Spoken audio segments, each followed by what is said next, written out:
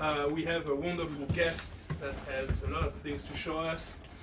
So to give a short and very fast and good introduction, Joe Turner, our lecturer tonight, is the past IPM president from the year 2015-2016. He's been performing all over the world for the past 25 years. And I'm forgetting something. Yes, I'm forgetting something. Sorry about that. Yes, and he's based in Memphis, Tennessee. Please welcome Joe Turner.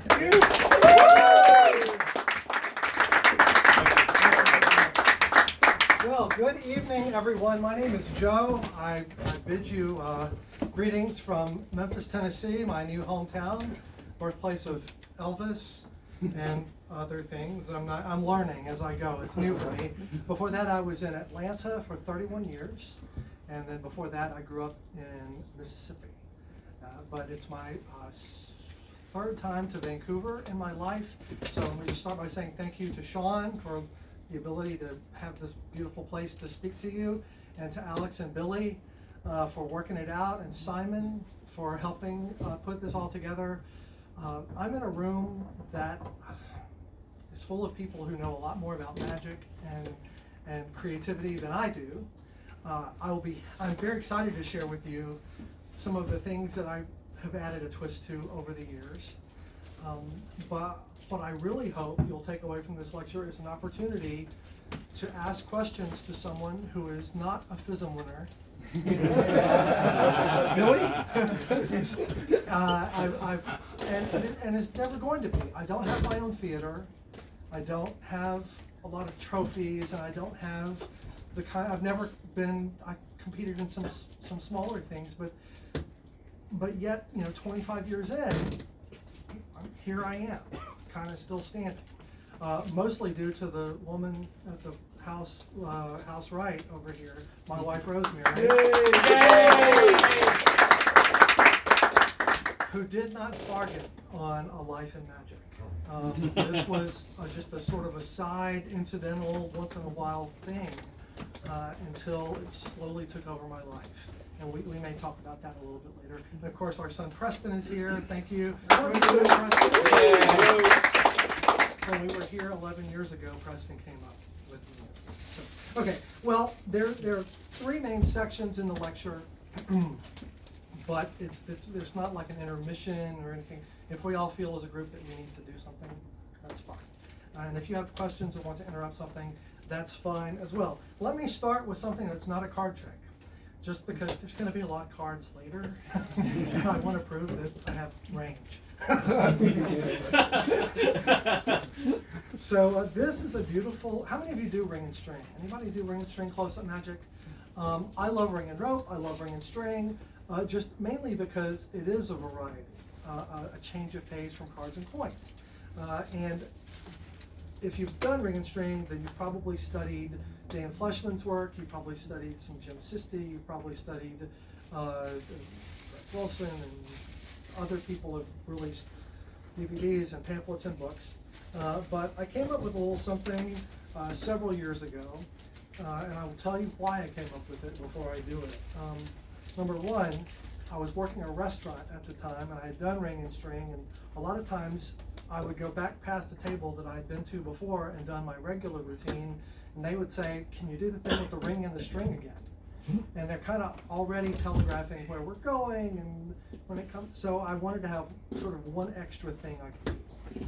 The other thing is, I'm not wearing my pin tonight. Tonight I chose not to wear my IBM, SAM, Magic Circle, or 4F pin. Tonight I'm wearing a Canadian flag. Just out of gratitude for the opportunity to be here. But I am a 4Fer, and when you go the first time, you're expected to perform. And I won't say there's like pressure, but there's an expectation that if you're asked to share something, you'd be ready. You'd be, in the old days, if you were asked to perform, you had to perform. That isn't really how it works now. But even outside in the hallways and things, they want you to, it's good manners to have something to share. So I wanted to have something to share. And so here is an additional phase to the ring and string that I came up with years ago, 2009, and I think it's a beautiful illusion because it's very fair, and yet the penetration happens. Thank you very much. This I called, well, I didn't have a name for it, but I sent it in to Jeannie, and David Acker, another Canadian, wrote it up and published it in Magicana in 2009, and he called it Unwedding Ring. Because in ring and string magic, it's either magically going on the string or magically coming off the string. So this is a magical penetration off of the string. And how does it look? How does it work? Well, let's look at this. What I'm trying to simulate is a very fair insertion of the ring and putting it on the string, on my finger like that. So that's the fair. That's the fair. And so I was trying to simulate that by cheating. And so that is the fake. And they look, I think, pretty darn similar. So here's what's happening. Take your shoelace. Hold it so that there are about 2 centimeters. I don't know. We do inches. We do inches too. It's We do inches. I don't know. We have 2x4s. That might be, it's a little less than an inch past the left fingertip. And if you notice when I did it for real, when you push the string through the ring, as the aglet comes through, you get this little pop. That's just the physics of how the string goes through. Well, I wanted the fake to have that, because that sort of feels like the world is working the way it's supposed to. So what I'm doing, I'll aim down like this so you can see, this is my side and that's the audience's side.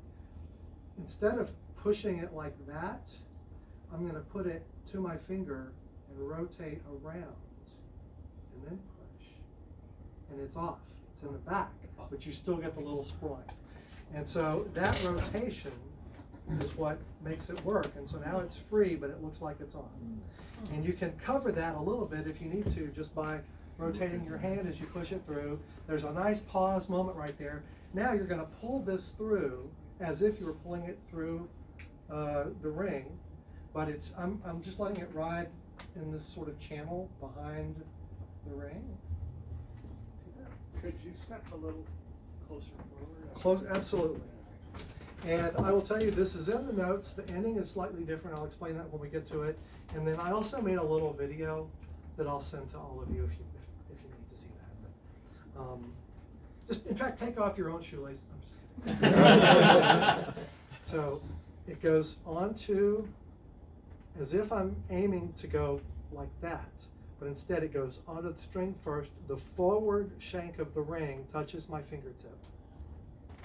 Then I'm going to rotate the backward part around toward the end of the string and then push onto my finger. So it looks like that. Okay? So the cheating moment is just this rotation. That's the whole cheat. And your hand can be in front of your finger when you do it. And especially if you look up at the moment that you're doing it, and you push it through, that feels really fair. It looks like it really was in there. And so now I've just pulled it to about halfway on the ring, and then I'm going to pick up a fold, a bite, B-I-G-H-T, of the string as I put it onto my right finger, which is just going to lock it on my finger. So now, it's hands-free, isn't it? It's completely hidden behind there. And I used to, and it was published in the magazine, that I just hit it like that and pulled it off. That was the first version. But how many of you do Fleischmann's routine where you end up with that penetration and it ends up on your thumb like that? You end up with this part. I love that, but the problem is the background is not the part of my body that flatters me or helps me sell work, frankly. I want people looking up here. So instead of that hidden ending and this version down there, I said, well, if you pull it through, now it's loose. What if I just stick out my little finger between there and the magic starts and stops within about 2.5 inches. And there it is. And it's very fair. And that is called unwedding ring. Thank you very much.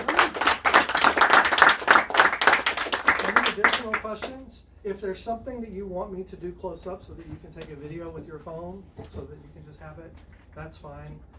I don't have any DVDs or videos to sign. So I have one set of notes.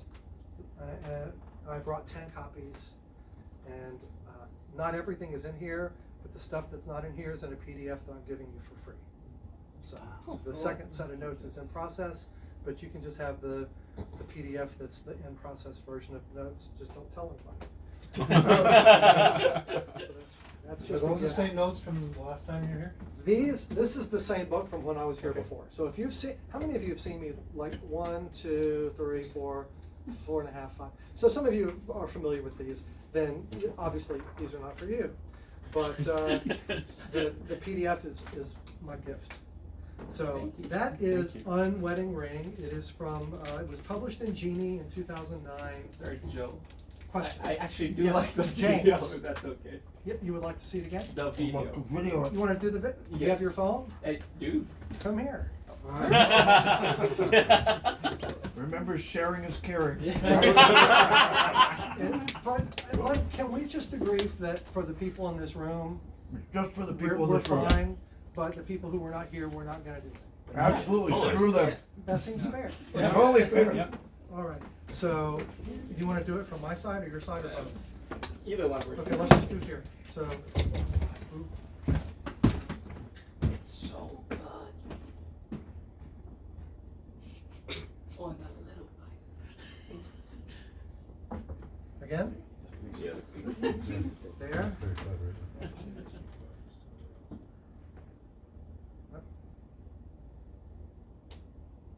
Even after knowing it. Yep. Worth the price of the lecture, right there. All right. Thank you so much. Well, gosh, thank you all for coming. Damn, that was good. This isn't next, but it's coming up soon, so let me pass out, you've already done one.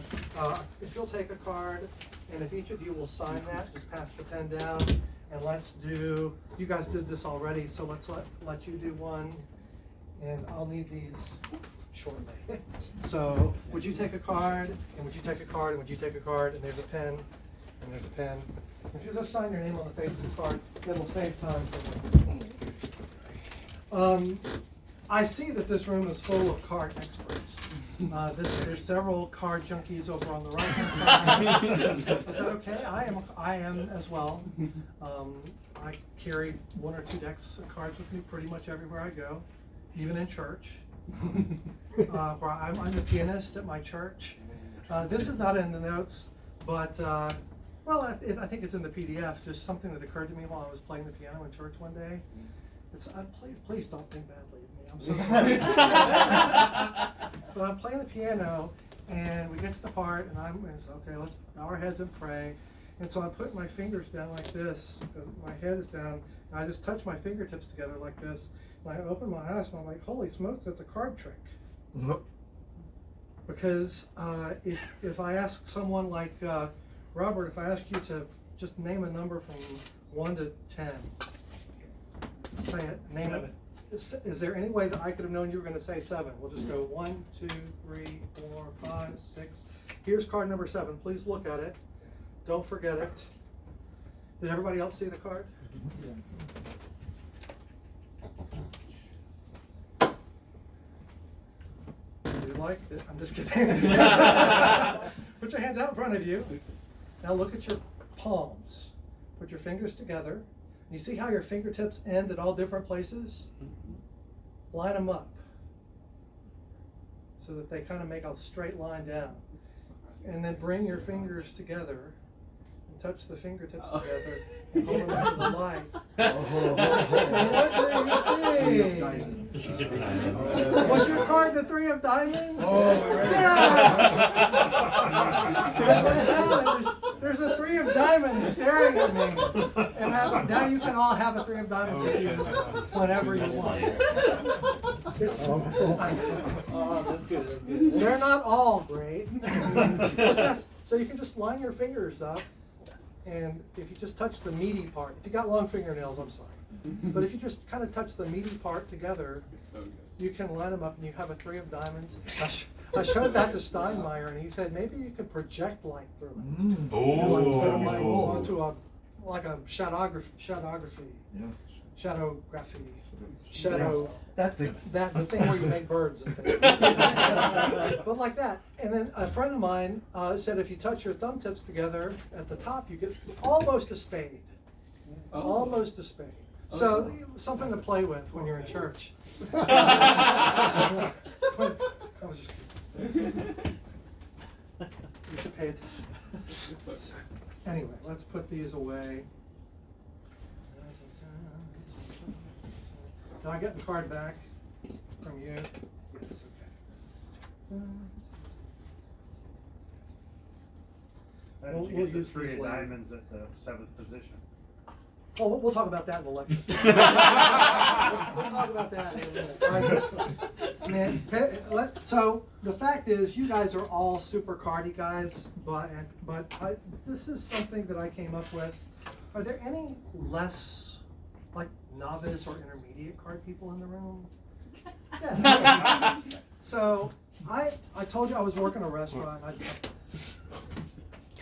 When I first was trying to become proficient with card magic, I was massively intimidated by palming scared me. I was afraid they were always going to see me. I couldn't find the right time, and it just and so I came up with this. And so to me at the time, signed card to wallet seemed like the best trick that could be done. It seemed like the pinnacle of card magic. How can it possibly be there? But you had the palm to get to it. So I came up with this alternate approach that is sort of a streamlined and simplified card to wallet, and it also illustrates another point that I think is applicable to other magic. So even though this is a simple method, it's not bad magic. It's a simple method, but there's something else to be learned from it. So let's imagine that I'm working in a room with, let's say, teenagers. Maybe you have to do that sometimes. Hey, Rod. Oh gosh, you look like you're getting ready to graduate from high school. How old are you, if you don't mind my asking? 17. Can I ask you this?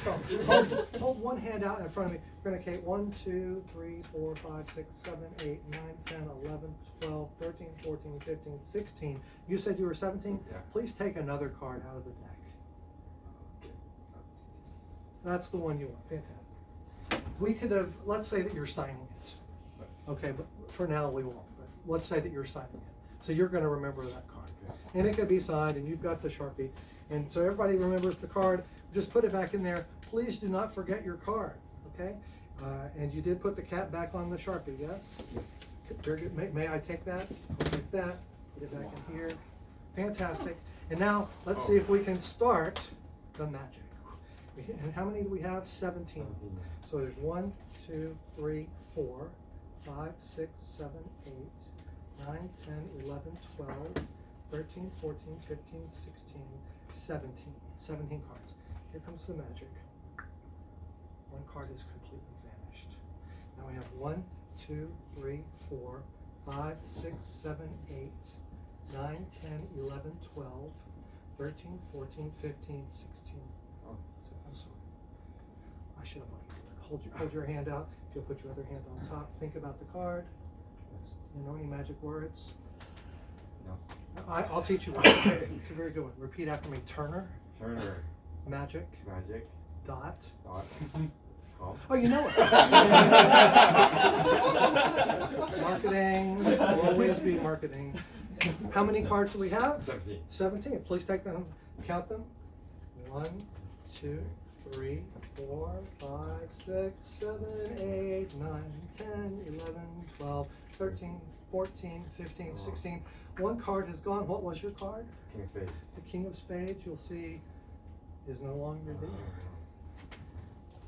Miracle. For your trouble. Wallet, envelope, there it goes. So there you go. Thank you very much. Vanish card to wallet is what this is called. It's a streamlined approach to card to wallet, and it's really to help you overcome your fear of how do I get a card signed into the deck and out of it? How am I going to palm it? Why can't I do it? So here's what I'm doing. First of all, I'm not using the whole deck.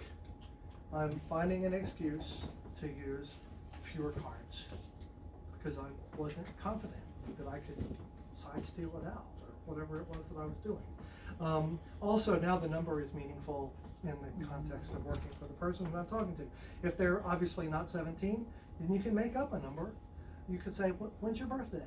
Maybe it's less than, there's a 66% chance that it's going to be less than 20, right? So there, you have a good shot at that. So I get one less than the number that's going to be in play. And then I have them take a card and sign it. And now so that's the first thing, I'm using fewer cards. Second thing, control. With this many cards, when they put the card back in, you can probably just eyeball what it is. And then you don't even have to do a control. So right now I can see there's 3, it's the 7th card down. So I could even close, you can't even be more fair than that. So now I can just spread off a few that way, take off a few that way, and now I know it's on top, right? And then we can put it to the bottom. So then we'd use the king, let's use the king. So there. The other thing I did was just the lapel thing, where you clamp down on the fan, and then wherever they put it in and tuck it, they can't get rid of it. They can't. So when you close it, it's in the back. I like to pull up on it because I'm going to send it to the bottom for this cheating palm. So I'm just going to cut. Now it's on the bottom, and now I've got all this cover, so I don't have to worry about trying to palm it off and getting it off the top. I can just push it over part way to start with. This is also, if you ever studied the side steal of Roger Klaus, then this is a half move. It's a half move. So I'm just done. I do this all the time in my multiple selection. I side steal it halfway, wait, and then I'll square it up later. But in this case, I don't even have to square it up or replace it. I'm just going to take it out, take the pen with the card in hand. So it's just very natural moment. You take that, I put this back in here, you can shuffle it up, whatever it is, and then you take it back. Now I'm going to try to delay what has happened so that they don't think the magic has happened yet. I'm just going to do, in this case, a Biddle steal count. But I think there's something interesting in the breaking up of the Biddle steal count, of the Biddle count here. If you noticed, I'm doing 1, 2, steal, 3, 4, push back. 5, 6, 7, 8, push back. 9, 10, 11. To me, somehow that seems so fair that it's almost like they're seeing all 17 cards individually counted in those sections, and I'm only cheating during the first or second count. So I think that helps. But they've seen 17. I vanish it and count again, still 17. Put it in their hands, they count, the card is vanished. Pause. To build on Roger Klaus's idea of a half move, I think it's not really a half effect, it's a full effect. Most of the time when we do card to impossible location, we skip over the fact that there's been a vanish. It's kind of like it just, and now in my wallet I have this, and you just sort of interpret the fact that there's been a vanish, but you don't experience it explicitly. But for someone who's maybe not as adept with cards, I would say don't waste a chance to take credit for some magic that has happened. And the first part of a transposition is a vanish. So I like to establish that the vanish has really happened. And I let that happen in their hands. That also puts a little bit more time misdirection between the method and the revelation. Then you can show your hands, roll up your sleeves, reach in and produce the signed card from an envelope or a wallet or whatever it is that you have in your pocket to produce it from. Or an orange or whatever else you may have loaded it into. So that is called Vanish Card to Wallet. It is in the notes, and it is probably not for the full-time pros who do cards, but I've had wonderful comments from beginners and novice and intermediate people who are learning to do cards, that there's now a card to wallet with fundamental techniques that they can actually do. And the palming is really, really simplified. Are there any questions about that? Did you know Roger? I did. From 4F, I knew Mr. Klaus from the time I started going in 2004 until he passed away. Gosh, it had to be 2010 or so. I don't remember exactly. Someone can look it up. Roger Klaus passed away. It wasn't that long after I started going. I don't know if you can, I don't remember if you contributed to it, but I have his 2 DVDs, all his friends got together. And I did was not the in tribute. Magic at the time that was But you know what I'm talking But about. I'm aware, yes. And he was a fine Texan gentleman, one of the classiest guys I ever saw working. I was watching him perform one time at 4F. I think it was Jim Surprise was doing the trick. We're going to talk about Jim Surprise, a Memphis magician. I had no idea I would end up in Memphis in his reign. He passed away a number of years ago, but he was doing a trick, and Roger saw that something had happened and was messed up, and he was so upset about it. He couldn't save it, but you could just see the look on his face. This is not going to work. I didn't mean for this to come out this way. Anyway, so Roger Klaus. It was 2008 he passed away. 2008. So thank you for checking that, Sean. So there, we've done the unwedding ring. We've done Vanish Card to Pocket. And now I'm going to share with you one of my favorite things to do, and it is not as easy as the previous thing. And then after that, we'll stop for a moment, address some other issues, take any questions, and also give my cohort opportunity to think. If I learn any more. Yeah, they don't want to see the Take all the magic out of it. Yeah. So I passed out 10 cards to the room and some Sharpies. Could I get all of those back? Card, Sharpie, card. Oh, card and Sharpie. Here did card, Sharpie. Is this everything? I think. 3, 4, 5, 6, 7, 8, 9, 10. Yes. Very good.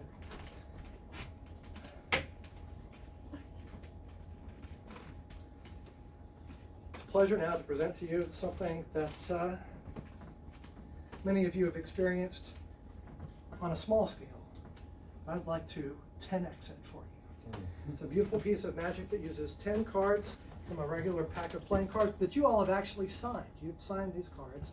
And let's set some things aside that we're not going to need.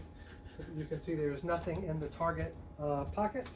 And we'll come back to that in a moment. Please watch carefully as we take your 10 signed cards, and one at a time, they dematerialize, flying visibly up the sleeve, across my chest, down to the pocket. And maybe you saw the first one has traveled.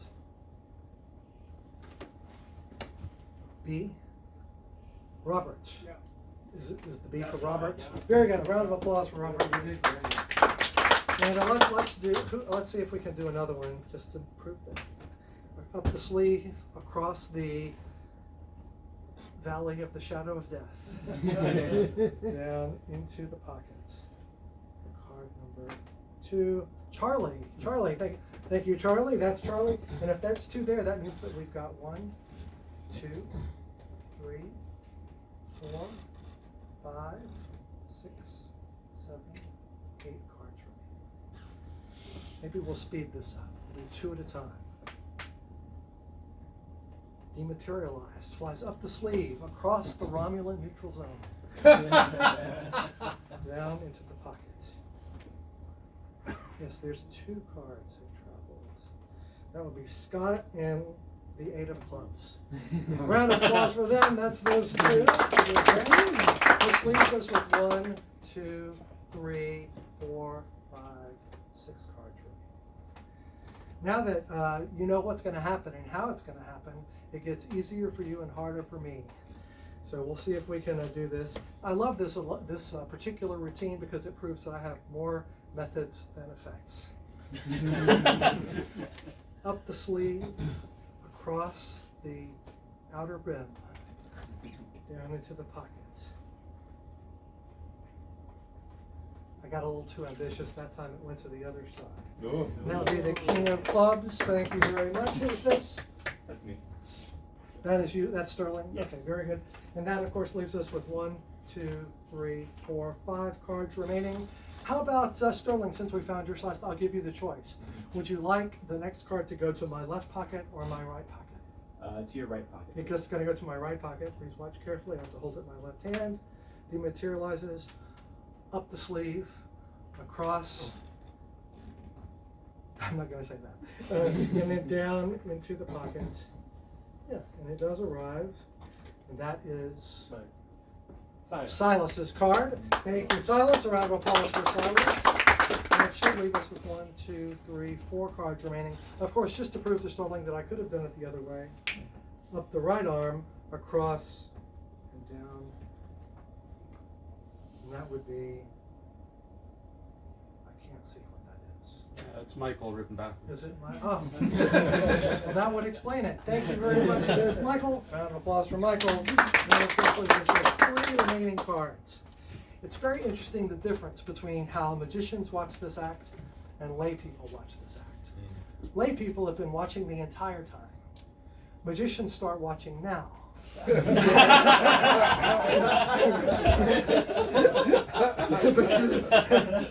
he going to do with those 3? So we'll take it, we'll give it a little snap up the sleeve, across and down. Oh, actually, that one stopped part way. That would be the 3 of hearts. Very good. Thank you. That leaves us with Kaylee's card and the Mike. Jack of Hearts. Mike. So I'll let Kaylee, would you like to see Mike's card go or your card? My card. You'd like to see your card go. Okay, watch. Oh, sorry. Your card. 1, 2. Dematerializes, drifts invisibly, lands in my pocket, leaving Mike's card in. Well, that's Kaylee's. I did the wrong one. That's okay. Actually, no, that's Kaylee's down there. Whoa! Whoa! Whoa!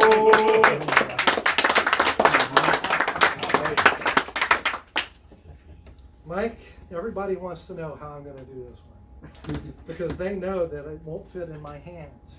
They've watched magicians do this for years, trying to put this in their hands. Yes. So, just materializes.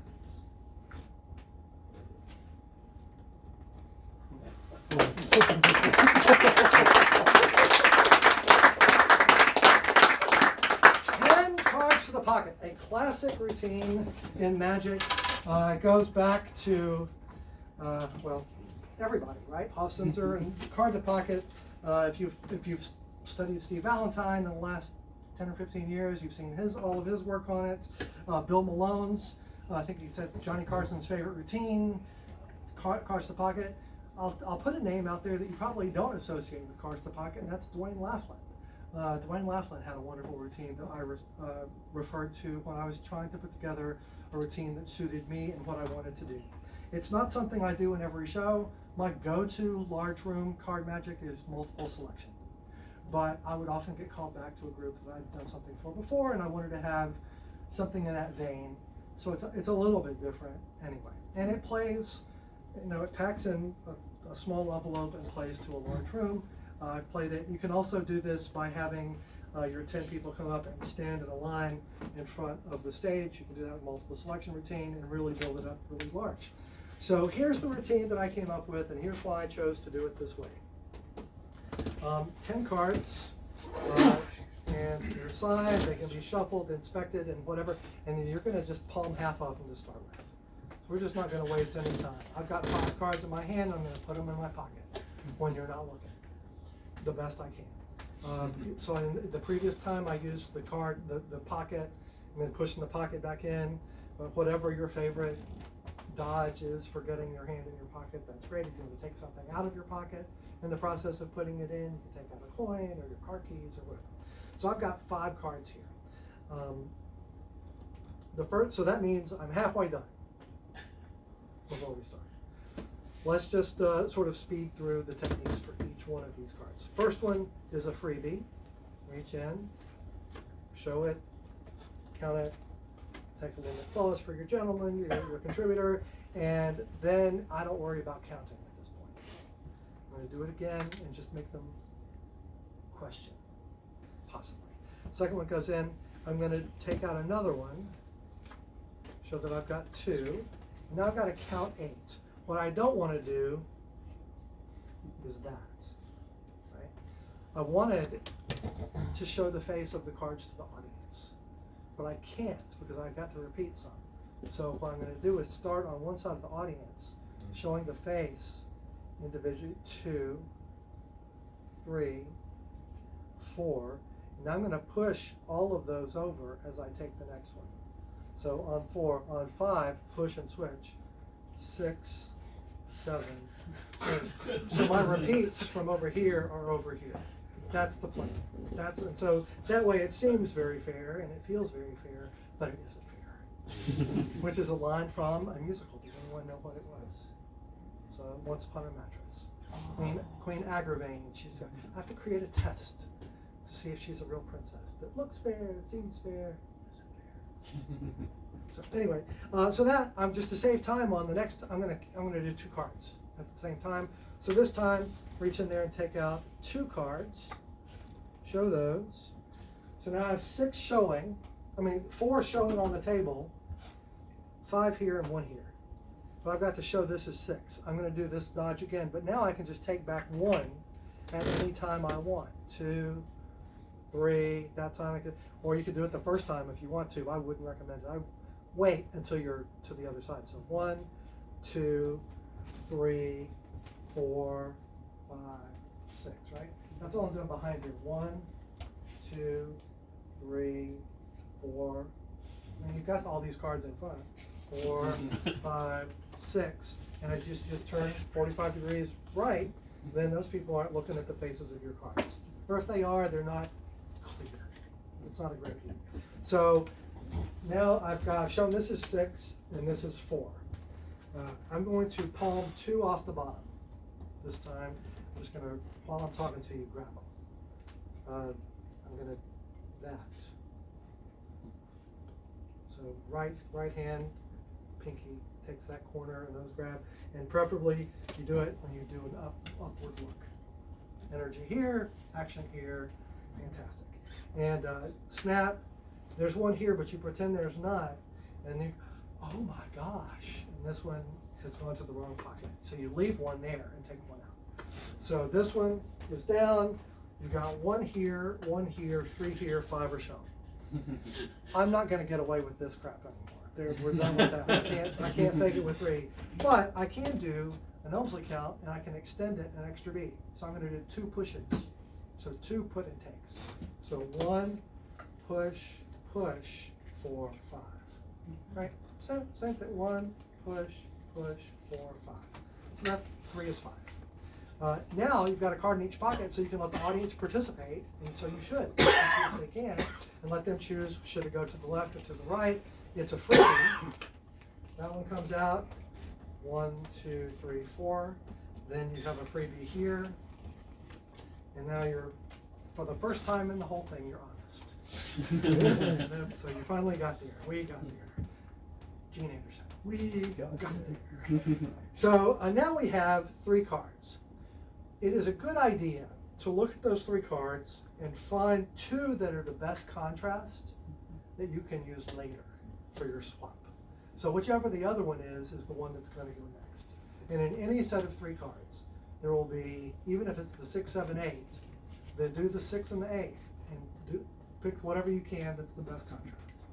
Now in this case, I'm going to vanish the 3 next. And there is, how many of you do a one-handed top palm off the deck?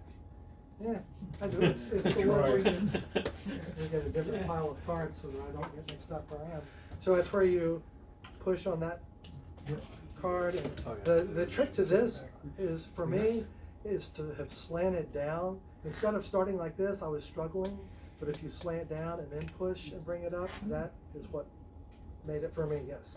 So that's pretty straightforward to do with a full deck of cards because it's a solid platform.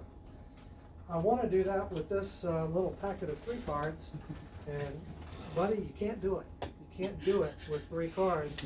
There's not enough resistance. But Bill Malone's routine has, I think it's a Marlowe technique, probably knowing this along, or knowing that Marlo would say it's his. Yeah. Either way. But, so what you do is you're gonna jog that top card over a centimeter. I'm doing the best I can for you people. Half an inch, a little bit, so that that card is now, your pinky is touching that, and your thumb, your right thumb is gonna touch both corners. The corner of the 2-card packet, and, of the double, and the corner of the single. So now, if you bend, eventually the one on top lets go first. So that's kind of fun. That's just fun to do. I'm gonna do it again. So put it there, and as you push, because this is jogged over to the side, as the angle of my thumb changes, that part of the skin lets go first and it lets off. So that is a one-handed top palm you can do with a small packet. So you can reach in here, whoops, it's not there. Reach in here, whoops, it's not there. Palm. Then you say, oh, is it here? Is it here? Is it somewhere else? You've got free revelation on that. So that's how you get rid of third to the end. So now the fun part. I really loved the backfire in a matrix routine, or the ricochet kind of, and so I wanted to have a moment like that in this routine. And so that's what I've created for the second to the end, next to last.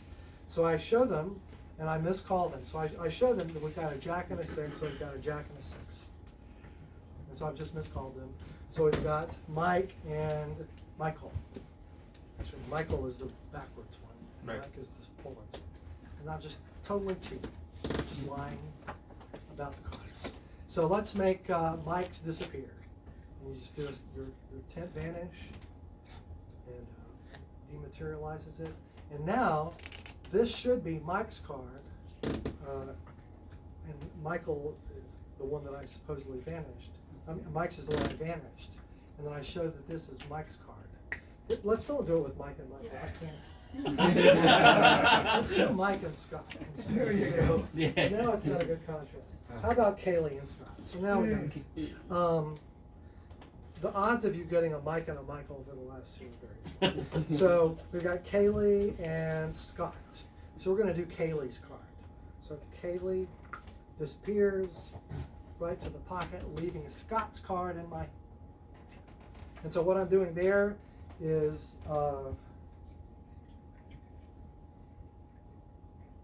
gone, square this up a little bit, and then I'm going to pick it up, and my middle finger's in front and my forefingers in back. I'm going to let that flip over to flick and make kind of a single sound. But if you let it hit your other hand, then you're going to keep it square. And so you're going to say, so we've made Kaylee's card vanish, and now her name is there. And so now this is the Magician in Trouble moment. So the way I'm going to steal it now is this Tenkai steal and a turnover. So many of you are familiar with that, but if you're not, if you hold your 2 fingers in front on the short side of the card and push down, it pivots. You pull with that middle finger, and you can pull it into this kind of a grip. Yep. Well, if you do that, in the process of turning that card back toward the audience, it's a switch. So there's, I did Kaylee's card, which means Scott's card is down here, and you reach in. Actually, no, that's Kaylee's card. And look at this. Eyes down here. As this comes out, this is here next to my head, and it does not move. It must stay fixed in this space so that there's no suspicion of anything else. So this comes out, boom, pause, boom, reveal. That's it. So that's sort of the choreography for that. And you have this ricochet moment all the way across your body. I think it's pretty strong. You guys reacted well. You're a bunch of talented musicians. So real people. And for the last lesson, I'm going to use that Tenkai thing again. So this, you just lie and say that your hand can't even cover a card. And then I'm going to Gary Kurtz this thing in like a jumbo coin. And so it's there, vanish, this brush, and then I'm going to leave it in a cop position.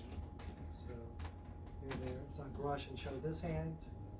And I'm just copying it against, out of play. This is here. Then the easiest palm in the world, put your hand on the card, and I just move forward and play with my ring. And here's the last card. You take your applause. So that one is not, I mean, there's some work in that one, but it's not terrible. That's not super hard stuff. It's pretty interesting. That's probably the heaviest lifting sleight of hand I do for real people. For magicians, I might play at a convention and show them something. But for the real world, that's about as hard as I work in sleight of hand. I'm not that guy. I admire all of that. Don't get me wrong. I'm not, but it's just that was just not for me. Magic is a house with many rooms. That's not my room. That's someone else's room. So that's the first section of the lecture. Let's see, what time do we have right now? It's 8:02. So I'm going to pause here and allow anyone in the room who feels like they might be done with this lecture to find their way back to the apartment. Thank you for coming. Enjoy sightseeing. Thank you. Bye. I'll lock the door. Family only, right? I'll lock the door for them. Well, Don't tell them anything good while I'm gone. Sean, sorry. Does your son follow you? What's that? Preston is not a magician. Preston's following me on the music side of what I do. I'm also a musician, as he picked up on. I play mostly piano. I sing. Come from a musical theater background before magic, physics before that. So I studied physics and theater in school. And did, one summer I did a nuclear physics fellowship at Oak Ridge National Lab. And the next summer I did musical theater internship at Maine State Music Theater as their rehearsal pianist and music copyist, librarian. So I have eclectic interests. Oh, you missed a really Sean, good damn! Sean, That is. looks better It looks really better for your video. for your video. If the theater looks like Oh, well, that's fine. I'm going to probably take a couple of snapshots off of this. Obviously, this is not being published. I'm not going to release. That's not what I do. And it looks But- prettier now. Well, I'm glad. And I admire what you've done here. In fact, let's just take a moment I've given a lot of lectures over the years about tricks and card tricks and coin tricks and stuff like that. But, I'm 55 years old.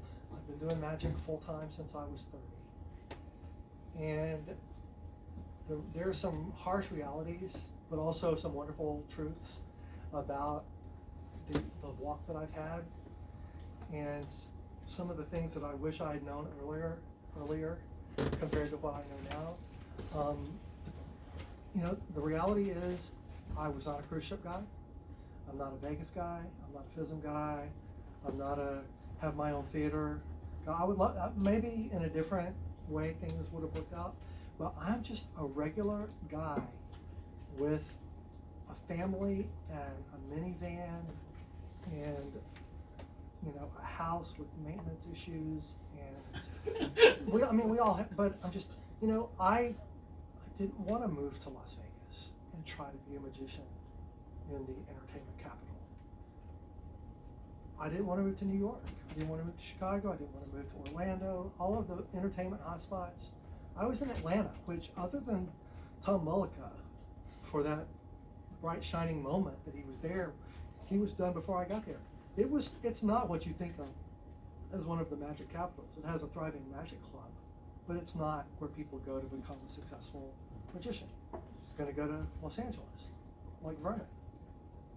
Or you're going to go to New York, You're going to go to maybe Chicago now.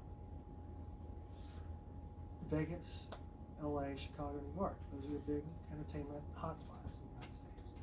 And that just wasn't where I was going to go. And that meant that the choice I made to stay in the South and be close to my family, my wife's family, that put certain limitations on the kinds of connections that I was likely to make in my day-to-day life. If you're at the castle, you're interacting with people in the industry on a regular basis. If you live in LA. Vancouver, frankly, so many movies. There's a lot of stuff going on here. Now, that's not to say that if you live there, it just comes to you. You have to work for it, no matter where you are. But the kinds of work that you have to do, I think, are different because the kinds of circles that you're likely to swim in are different. And yet, I was able to survive in magic for 25 years without being one of those guys. And I'd like to tell you how I did it. And I will also be, just to be perfectly honest, I wouldn't have succeeded at the level that I was able to without her. And her, it varied between support to grudging acknowledgement to barely tolerating magic. There's a spectrum of, if you want to have a life with, a partner and a family and that kind of more traditional existence and lifestyle, then, that puts a certain stress on a family. And let's be honest, magic is littered with relationships that did not survive that stress. So when I decided to go full-time into magic, I got buy-in from my wife and both her parents and my parents, because the reality was we needed them at certain points along the way. After 2001, after 9/11, we needed some help. We needed some help in 2008, and I'm very, very fortunate that my in-laws were, my father-in-law was independently successful in his own. So we were never at risk of being homeless. Not everybody has that benefit, and I'm well aware of it. Even without that, I would have had a pretty nice life as a single man, or maybe a childless couple. I would probably have had to pick up a lot more part-time work. So a lot of people, I know a lot of people, they talk to me and they're like, Joe, you're so successful, you need a house. And I'm just, to be honest with you, it's a slog. It is difficult, it is challenging, but it can be done. And I'd love to tell you now some of the things that I did that nobody else in Atlanta bothered to do. And this stays in here. First of all, find a way to be interesting without magic. Trevor Lewis said, and he was speaking in terms of magic as a career, he said that magic is a great icing, but it's a lousy paint. But rather than applying that to business, I would love to apply that to, or at least it fits me and my personality in the way that I present magic. I want people to know that I have many other facets about who I am. I came to magic from a corporate background. I leveraged that. I didn't plan to do magic as a full-time job. I kind of fell in the back door and just kept going. And it just took over. Number one, be interesting. Find things that you're interested in besides magic and let those build your personality into something that you can have a conversation and make friends and interact socially with people without having to do magic. And then when you do magic, you're more special by doing it. I try not, unless I'm hired to introduce myself with magic, I don't introduce myself with magic. I let it come out. Some people do it differently. I'm telling you my story. The next thing, this is, I don't know why nobody does this in my area. Have you ever been to a Chamber of Commerce meeting? or a local business networking meeting, small business networking groups, Toastmasters, Rotaries, Lions, Kiwanis, church, your school. In Atlanta, there are probably 6 to 10 small business networking meetings of some kind every day somewhere across the metro area. And I went to most of them. So if I'm not gigging, I'm in the car going to meet people. And I was 95% of the time, even more than that, 99% of the time, the only magician that I ever saw in any of those events. There were a few others in town that would show up once in a while, but not consistently.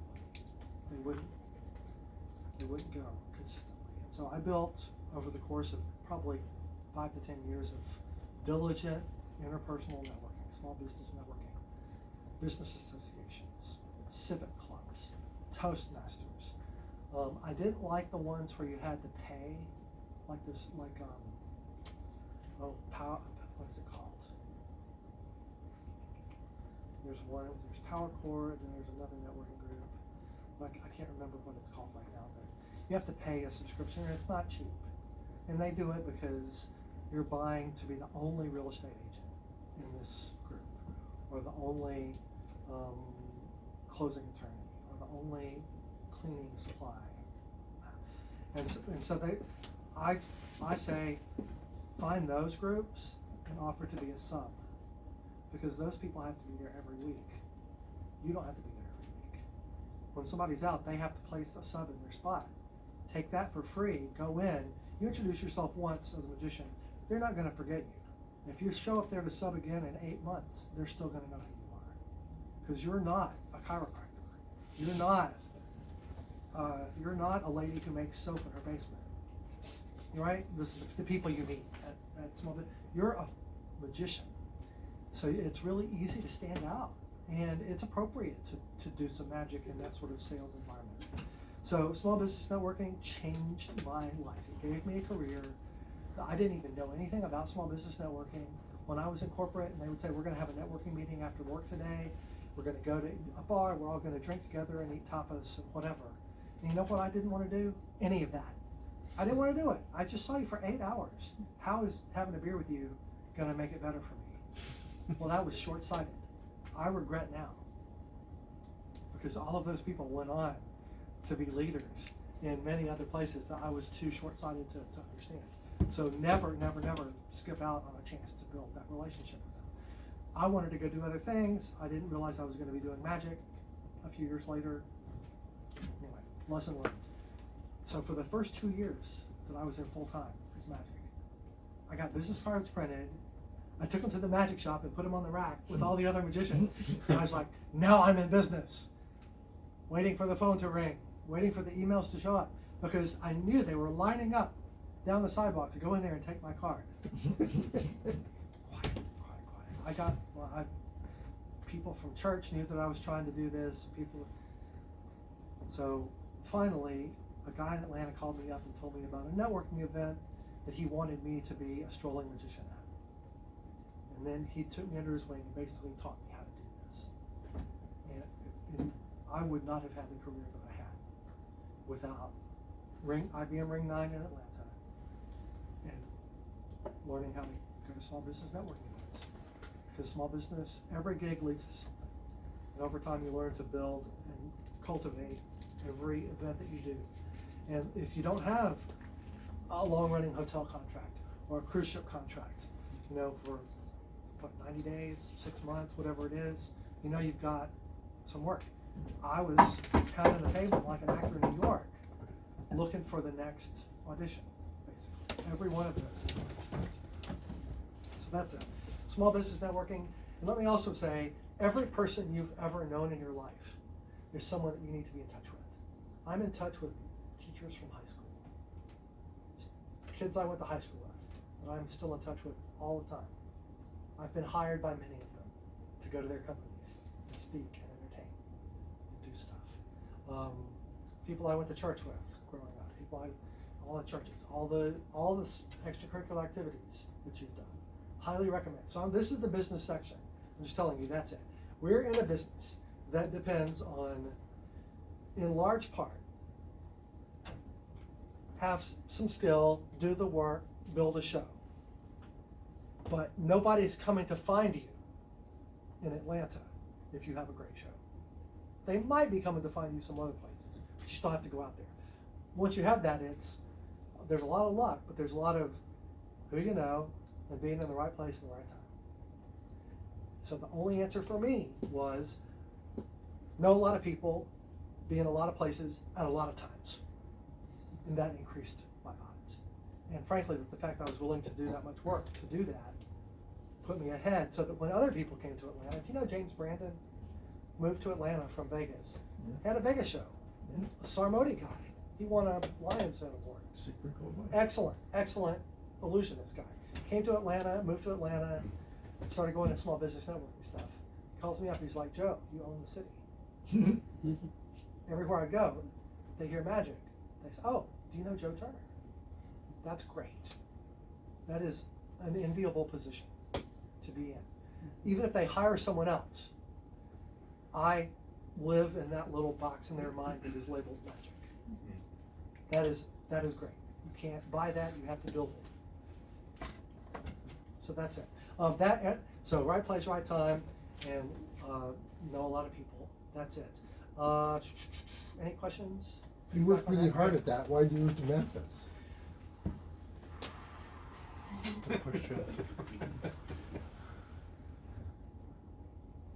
There comes a time in Because your daughter's still in. our daughter and her husband are still in Atlanta.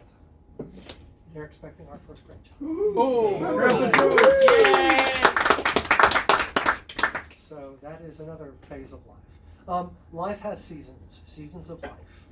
When, you've got your grandparents, parents, and you, and then everybody gets promoted level by level. And that's just kind of how life rolls at you. And there came a time over the last handful of years when we realized that we were both making trips back to Mississippi and Tennessee more often for helping medical needs or checking on people or tech support or just life in general. And certainly, Graham, you know this because I was here with you 11 years ago. So it became apparent a couple of years ago, maybe 3 years ago, that we were going to need to go somewhere closer to both of us still have both parents, which is a blessing, but it's also, that means they're all in their 80s, and I want to be the son who's there. She wants to be the daughter who's there, right? And sometimes it's impossible for people to make life changes like that. I get it. I'm not criticizing anybody. But for us, it was possible. It meant that there would be some sacrifices. And one of the sacrifices was I had to leave a city that I had pretty well established myself in. So I spent the last year in Memphis, going to small business network, and joining chambers of commerce and doing all the stuff. And I'll talk about some other things on those lines later. So that's a wonderful question. And the answer was that to be the person I wanted to be, I had to do that. Thank you. So, and I was able to do that. Some people aren't. And so there's no judgment from me associated with that. Sometimes you can't. My brother lives in North Carolina. He's employed by the state. He's a parole officer now. And he has a certain number of years left and he has to work there for his retirement to make. Well, I don't have a retirement. I'm not a magician. I don't have that kind of retirement. And so I could move. He can't move. He has some issues about that personally, and I just said, look, forget it. He went over there a lot of times when we had small children and couldn't travel in the same way that he could be flexible. So there's a lot of give and take in dealing with family dynamics, and the reality was it was time to move. I moved to a very small town It's really small. It is so small. How small is Ah! It's getting harder and harder as the Carson watchers pass away. It is so small that I was able to email Roger Miller, and get all of his Bonner Springs jokes and take them to Somerville, Tennessee. So now I have a Sheets file in Excel, a Google file. It's so small, our volunteer fire department has 2 7-year-old bedwetters. It's so small. How small? It's so small. Last week, the town council voted to put mirrors at each end of Main Street to make the town look bigger. So there's lots of fun stuff. I live in a town, the first morning I woke up there, 4:45 a.m., rooster. Wow. Down the road somewhere. Like an actual rooster, like from a farm. Not we don't have a rooster, but he's close enough that he's my nemesis. I call him Doom. Okay, so that's some business talk. If you've ever considered the idea of what it's like to be a professional working magician who is not in a theater, on a ship, that kind of Vegas-y or more entertainment industry focused, but just banquets, corporates, privates, that's what it's like. That's what it's like for me, and how I've been able to keep it together and generally keep it between the ditches. We'll come back. I have some things to tell you about Memphis later on that will also play into this plan. So now, let's do something that's not a card trick. Johnny Thompson, bless his heart, he taught me this in 2002. How many of you do balls in the net? I'm working on it right now in the other room. Okay, well, I'm excited now. It is not my place to teach you Johnny Thompson's routine. But I will say, with all respect, there's one moment in the routine that I just don't like. And it is the moment where, this moment. The moment where it's like you're going to watch it, which is like it visibly or invisibly. Yeah. Right? Totally Visibly. Invisibly is better. It's kind of like the Vernon ball vanish exposure for me. It's just one part. It's this classic moment, but there's this one little element that I don't like. And so I came up with a different solution for that. I have all the pieces together to do the routine. I'm not going to do it. I don't think it's necessary. Because you can get it, and it's not like. How about you do it and just don't explain it to us? Because when I do it, I'll be explaining it. Because I'm not brushed up on the whole routine. But what I would like to show you is the thing that allowed me to get away from that moment when I had to do that and then fake it, right? And that is this moment where you say, I'm going to make it a guessing game. I'm going to make it really easy for you to guess which hand it's in. Nice. Oh, nice. That is very cool. So that's my little addition to this routine, and it worked great during COVID. God bless. What a challenge, right? So we survived, we got through it. I started virtual shows relatively early, I think, not counting the people like McBride who've been doing stuff already. I did my first paid virtual show on April the 3rd, after having gone dark March the 13th. So that's quick. I know, I think Jay Mattioli did one on April the 4th, because we talked about it, and I beat him by a day. But people, by April, people were starting to get together. But I started doing it, and went through a lot of material, as you do. And I came up with this because it's really good for one direction. It's really good for a camera, but I realized with a little effort in the right room, which this is a good room for it, you can get rid of this. So what I'm going to do is, instead of this, I'll say, I'll tell you what, we'll make a guessing game out of it for you. Which hand is it in? I'll make it easy for you. It's there. And on camera, I had a little different choreography. So this is, how many of you know David Stone? This is David Stone's, this Uh-huh. that thing, the back thumb palm. But believe it or not, you can do it with a rubber ball if you experiment with enough rubber balls to find one that has the right grip for your skin.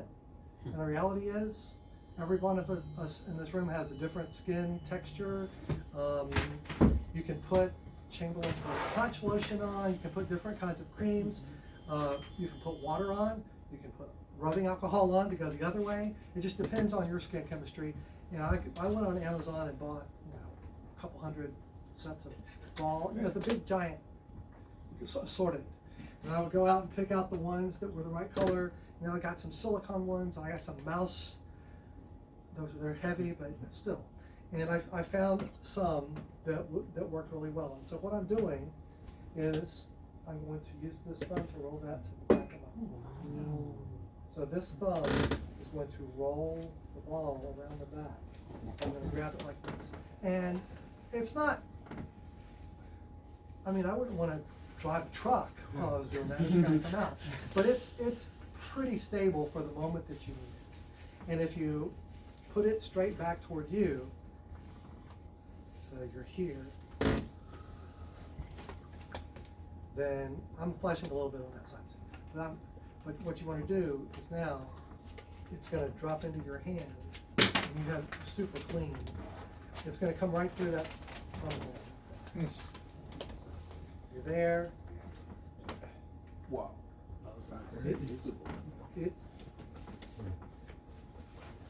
It seems like it's just coming out of nowhere. Mm-hmm. You know, it looks good to me. I don't know about you, but I like it. And I did it at the Magic Circle a couple years ago, and they were like, that was the one thing everybody wanted to talk about. They took me downstairs. Show that to Chris Power. Okay. Oh, let's go. So anyway, this is, I have no name for it, but would anybody like to try it? Just to feel what, come on up, man. Just, I think I met most of you. There's some people in the back. Who's that in the back? John. John. Hi there, John. How are you?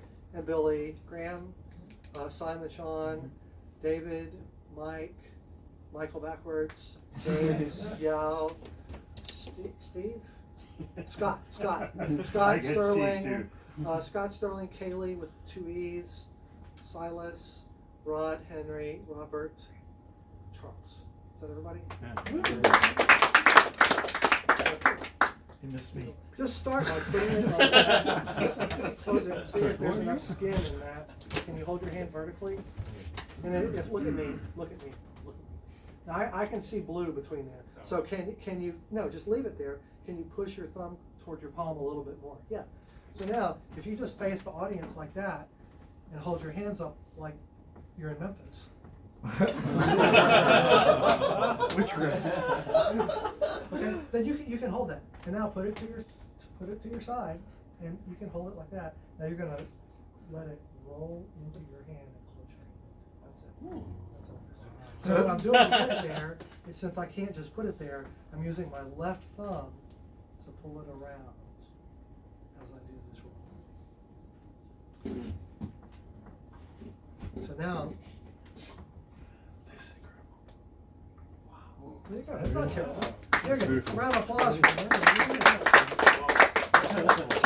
So that is one little touch to the classic balls in the net. Silent Mora, Charlie Miller, mainly. He taught it to Thompson, and Thompson taught it to me. And then I did send in a version of this to fool us with a different ending, but I didn't get picked. So. We'll see. And then if you've never done the routine, I like to, when I was on camera, I just used a glass bowl.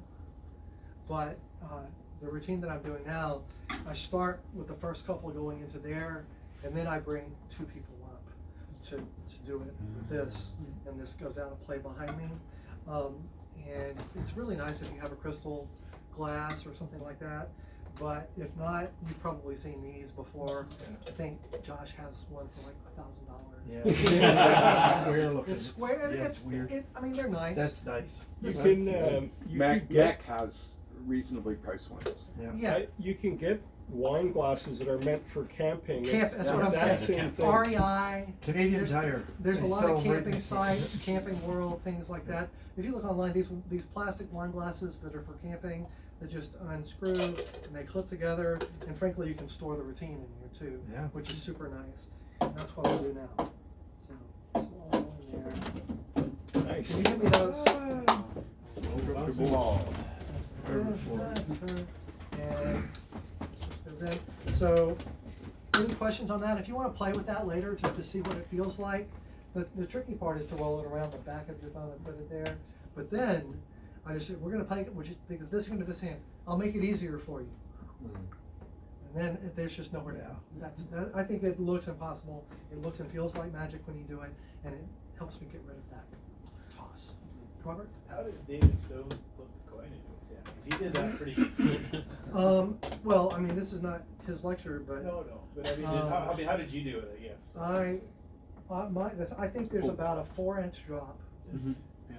and you open the thumb, and maybe if you go back 1 inch and down 4 inches Is he going over top of your thumb or into the gap? in the gap. Oh, okay, in the cool. gap. Oh, that's solid. So, You yes. what you don't want to do is open Yeah. your thumb Yeah. and have a lot of motion like that. But I actually do this in some Yeah, other that's routines. amazing. So that looks like magic. Yeah.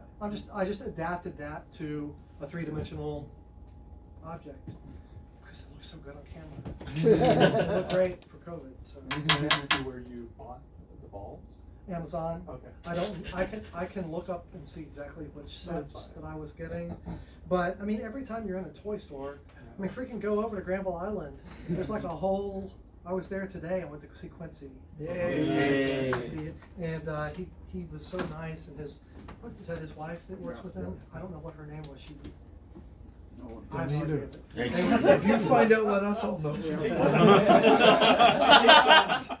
She was very nice. Yeah. And she gave me water, and then I was Or sitting soda, there. your choice. What? Or soda, your Well, choice. so they were super nice. Anyway, so I would go look in all the toy stores there. There used to be Party City, but I think it went out of business. That's but- still here. Is it They're still further here? out now. There was a Party USA, but a lot of those party stores, you could go in and there was Smaller like stores. a wall of bins. With each one had different sets of these, different colors. So just go around and go to each one. And nobody cares. So there you go. So that's the balls in the net.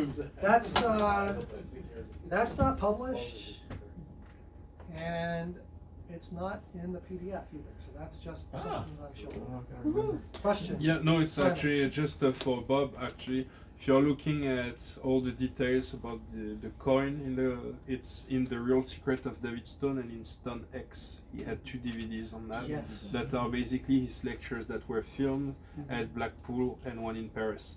So yeah, if The you French David Stone or the other guy? French French David Stone. Okay. The crazy David Stone. Yeah, the good one. Or who's the other guy? I have no idea. I didn't know there were 2 David Stone. Anyway, Yeah. I love the move. I've played with it over the years, and I thought it was a good application, and it helped me accomplish something that I wanted to accomplish. Now let's try something else that is. It happened. I came up with this after the book was done, so this is in the new. It'll be in the new book, but it has been published before. So if you get the Lincoln Ring, it's in there. If you go far enough back. It's in one of Steve Beam's books. John Kerry wanted to put it in one of his. It's everywhere, so it's for free in the PDF because it's already out there. I'm not trying to sell it to you, but I would love someone to come help me. Could I ask for James? Yes. He had this look like a little puppy. Please let me do a card trick. Do you happen to have a deck of cards on you? I do. They're all He cup asked, holding knowing people. the answer already. All right. Well, is this a complete deck of 52 cards? It is. There might be some extras. Let's get rid of the extras. Certainly that one won't help. And I'll let you make sure that there's only 52. Pretty sure there's an extra 8 of spades in That would not be there. Okay, I think we're good. Just for safety. 3, 6, I dropped them a lot. 3, 6, James, you have a duplicate in your deck. 6. Did I just give away your stuff? I mean, they come like that, so.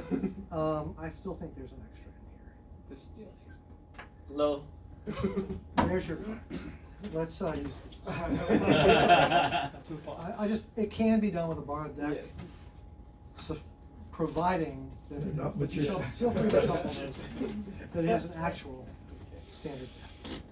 And once you've done shuffling, if you'll just put them on the table and then cut them into 4 approximately equal packets with aces on top of you. No, I'm just kidding. You don't.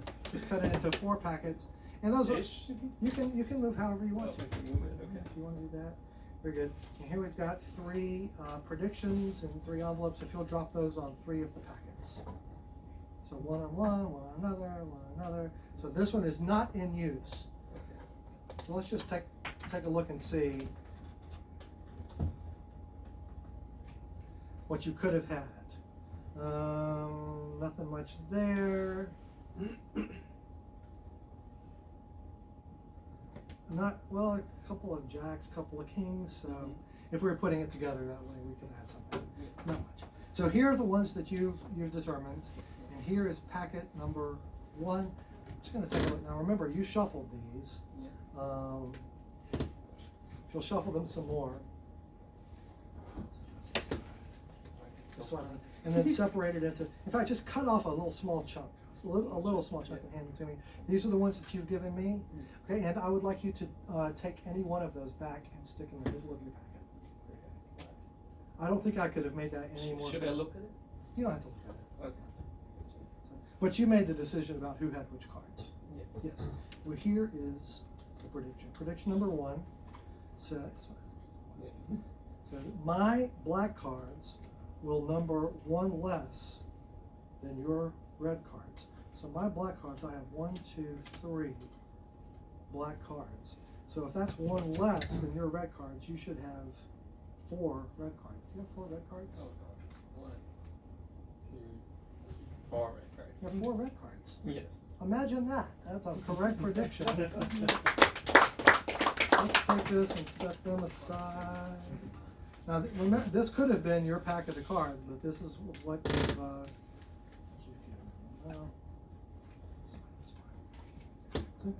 Packet number 2.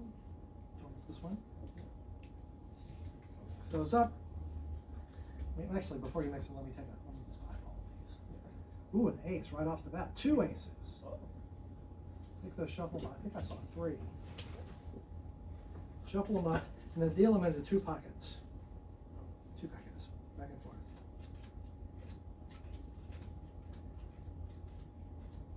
All right, fantastic. Which one of these is for me? Let's do this one. This one's for you. Okay, this time, I want you to take 2 cards from your stack and put them in my stack. And you can look at them if you want to. You can choose the same color, different colors, the other color, whatever. Just put them on mine. Okay. Free? Yeah. Do you want to change anything? Let's take a look at the prediction.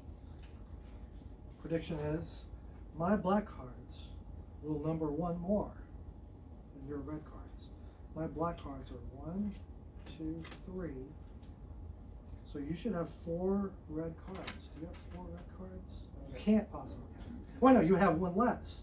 My black cards are, so you should have 2 red cards. You should have 2 red cards.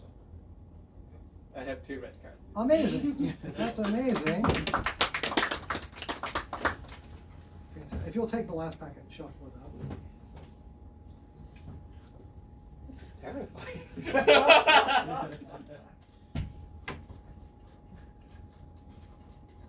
Again, could have been a borrowed deck. Yes. If you'll just deal it out and do 2 packets, that's fine. 2. Which one of these is for me? Let's do this one. Fantastic. These are the ones you're giving me. Yes. If you'll open the prediction. What does it say? Prediction number 3. My black cards will number the same as your red cards. So my black cards will be the same number as your red cards. How many red cards do you have? I have 3. Come out here on the table. So you have 3. That means I have to have 3 black cards. Yes. No. No.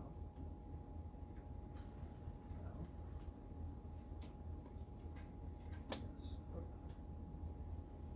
No. Yes.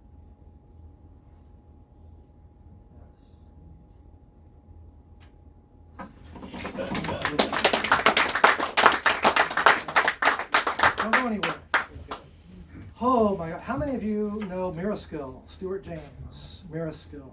A wonderful trick, and it's, you steal out a red card and then the ones that are the same, mixed or the other. So it's a lot of dealing. There's not that there's not a lot of dealing in this, but this is derived from Miraskill by way of Herb Zero. This is a Herb Zero principle that if you got the Zero book that David Ben put out, and I think Mayer published it, I'm not sure. I think so. He does sort of a minimal Miraskill, which can be done with any packet of cards. And he explains this principle that I'm about to talk to you about. But then he describes a routine in the course of about a paragraph or two, which uses squeeze up some pellets of paper, and he marks with his thumbnail which pellet has which prediction, so he knows what the prediction says. Well, and so that seems more random. I read that part of the routine, and this is an expansion of that idea. I tried to simplify some things, and I also did not trust myself to read a thumb nick, a nail nick on a squeezed up piece of paper. So there's big numbers on here. But if you think about it, if they pick which, I mean, obviously you wrote it, you know what the predictions in play are. The only thing that's really random is which packet of cards it's going to be assigned to. And if they get to assign it, then what's the difference? Logically, there's no difference. So here are my 3 predictions, and we won't worry about the envelopes this time. We'll just put 1, 2, 3 here. There's some drama with that, but you can just do it with this. You can do this impromptu. And the basic principle is this. In any pack of cards, if I count, let's say the red cards, that gives me a key number. So in this shuffled packet, there's 1, 2, 3, 4 red cards. So my key number is 4. They can give me any 4 cards, and I will know that my black cards will equal their red cards. That doesn't seem possible. But let's say that they give me all 4 red cards. My black cards equal their red cards. My black cards equal their red cards. My black cards equal their red cards. All you're saying is A is A. My black cards equal their red cards. But it's very well camouflaged. It feels impossible to know. But so if I know the key number is 4, then I know that any 4 cards, my black cards will equal their red cards. Well, I also know that if I have them hand me any, let's say this is n minus 1, any 3 cards instead of 4, my black cards will be 1 less than their red cards. 0, 0. My black cards are 1 less, and so forth. And then the other thing is, if they hand me 1 more, then my black cards are 1 more than their red cards. Okay? So that principle can be n minus 1, n minus 2, n minus 3, as many as you want. As long as you know what n is, the key number. So, what I've done is make a routine that leverages that principle, but also I'm sneakily doing some other stuff so that at the end it's super clean and dramatic. But there's no, and it may, we'll see, sometimes it helps change the memory of what they saw. So a shuffled 52 card deck, it does not have to be even, and then they put the cards on whatever they want. It does not matter. First thing I'm going to do is look at this and count the red cards. I'm sorry I'm so clumsy. So I'm going to go through and in the process and look at all those face cards. I'm going to try to talk to you for a moment, but I'm going 2, 5, 6, 7, 8. I know there's 8 red cards here. I'm going to set these aside, but as I do, I'm cutting an 8 to the face. because I'm using my discard packet as a running tally of all the red cards I've seen. So that when I get to the last packet, I don't have to eyeball it. I just know. That makes the last one clean. So I'm cheating a little on that. So packet 1 comes out. I'm looking, it's 6. So this is n-1. So I need 5 cards. So I'm going to ask this person to shuffle these up, and now you just have to improvise. Cut off about half of those, and let's just see. Give them to me. And in fact, give me one more, just anywhere in the deck. Give me one more. Just give them a reason. If they, how many do you have? You have 3. So it doesn't even matter. As long as I have n-1. My black cards will be 1 less than your red cards. And this time I'll do mine first. My black cards are 0, which means you should have 1 red card. Do you have 1? You do. I do have 1. Very good. So there's a round of applause. I know I have 6 and 8 is 14. Well, I could, there's a 10 and a 4. I could put that right there. And just boom, right? Or if I had a 6, I could put it over there. I don't, but I have a 9, which I can remember upside down as a 6, right? Or I might just set these over here and leave that 8 of hearts on top because I'm a mnemonic guy. And I happen to know that's 14. I just need a memory cue. I just need a memory cue that there's 14. So let's say I went with the 10 and the 4. Okay, just to keep it so everybody. So then we go here. I'm going to look through 3, 6, 7, 8. So I know I'm going to need 9 cards out of here. That's not 18 cards. So if I ask him to do the separation like that, I'm not going to have enough. So I might ask you to say, just cut off a clump, a chunk. And I'm going to look at that and say, now cut the cards anywhere you want, and give me the top and bottom. And now do it again. Cut the cards anywhere you want. Give me the top and bottom. I knew I needed 4 more, so I'm just giving you something to do. So now I know I have 9 cards, which is n plus 1. So my black cards will be 1 more than your red cards. 1, 2, 3, 4 black cards. You should have 3 red cards. Or all you have 3 red cards.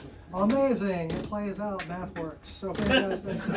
So there's that. So now I know there's 14 there, and I had 8 this time. So 8 and 14 is 22. So I know without looking, there's only 4 red cards in there. And that's a big chunk too. So this is going to be great. This worked out great because we got overloaded with red cards here. So this is going to be special. So take the deck, shuffle them up, and hand me a card. Stop anywhere, hand me a card. Shuffle some more. Stop anywhere, hand me a card.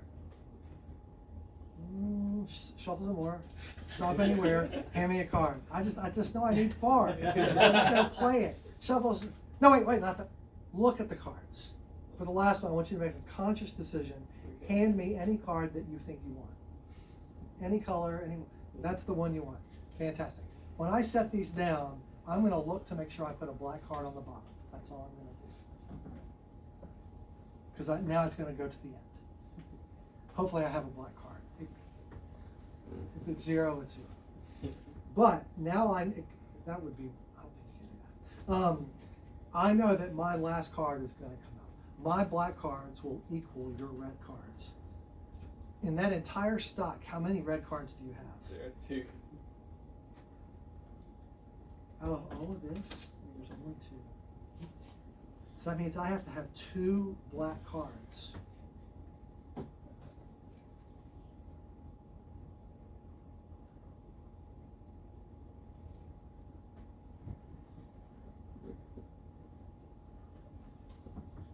You can milk this. And I know without even looking that if that one goes open, that's good. So that is called Zero Skill.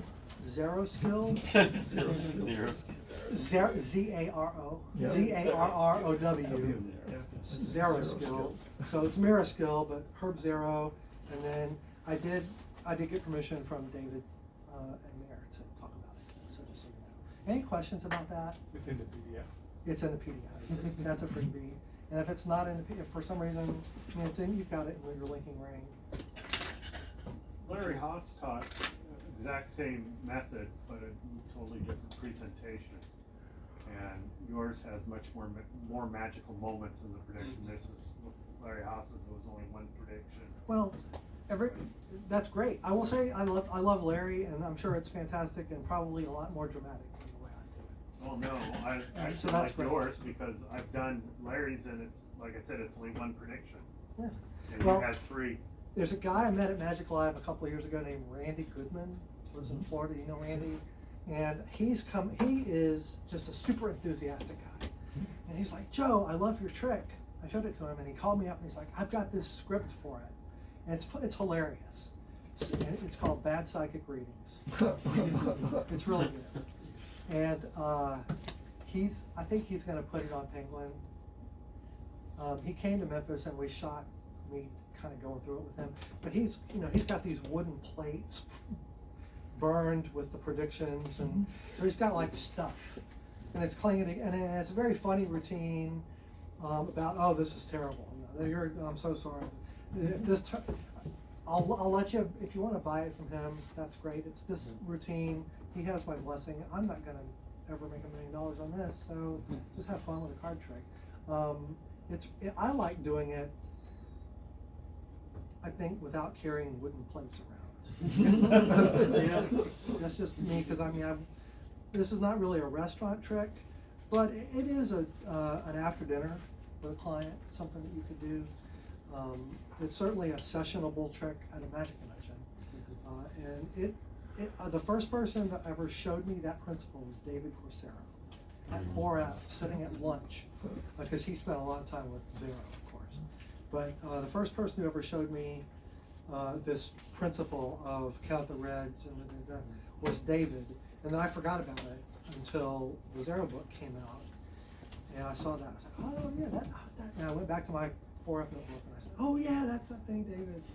Yeah, so full marks to David for being the first guy to demonstrate that to me. So that's Zero Skill. Thank you for helping.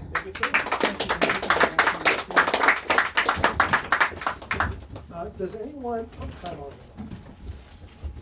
Oh, it's 9 o'clock. I got a little bit more to share with you. Are there any? That clock's 10 minutes fast. What's So that? that clock's 10 minutes fast because I run long. Yep. It's only 8:50. Okay. Breathe. Well, my wife cheats and moves the time up so that I end early. That's what she said. I don't want to. You know that. Yeah. So, for the last section of the material tonight, by the way, are you getting anything out of this? Oh, yeah.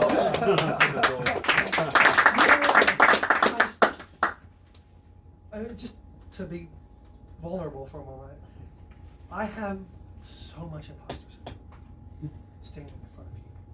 Sterling, Sean, Billy, you guys, I shouldn't, by all rights, should not be Don't trying to- underestimate Join the club. yourself. We all have imposter syndrome. But I have been lucky and fortunate, blessed, providentially provided just in my life to be able to do this and see the world and meet amazing people whose talent I look up at the Mount Rushmore and I'm like, oh my gosh, how am I going to get through?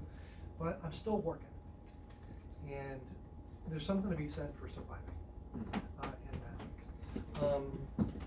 Some of the things that I would like to talk to you, I talked to you a little bit about business. I'm going to talk to you a little bit about performance and things that just I think will help you. They helped me, and I recommend these to people all the time. First of all, take Toastmasters for a year and don't do any magic, because it will be very easy to win table topics and all of the things if you have magic as a crutch, which is a wonderful, wonderful crutch. It's a magic wand. It is a staff of power. It is Gandalf. But learn to do Learn to be on stage in front of groups, speaking without having to rely on magic.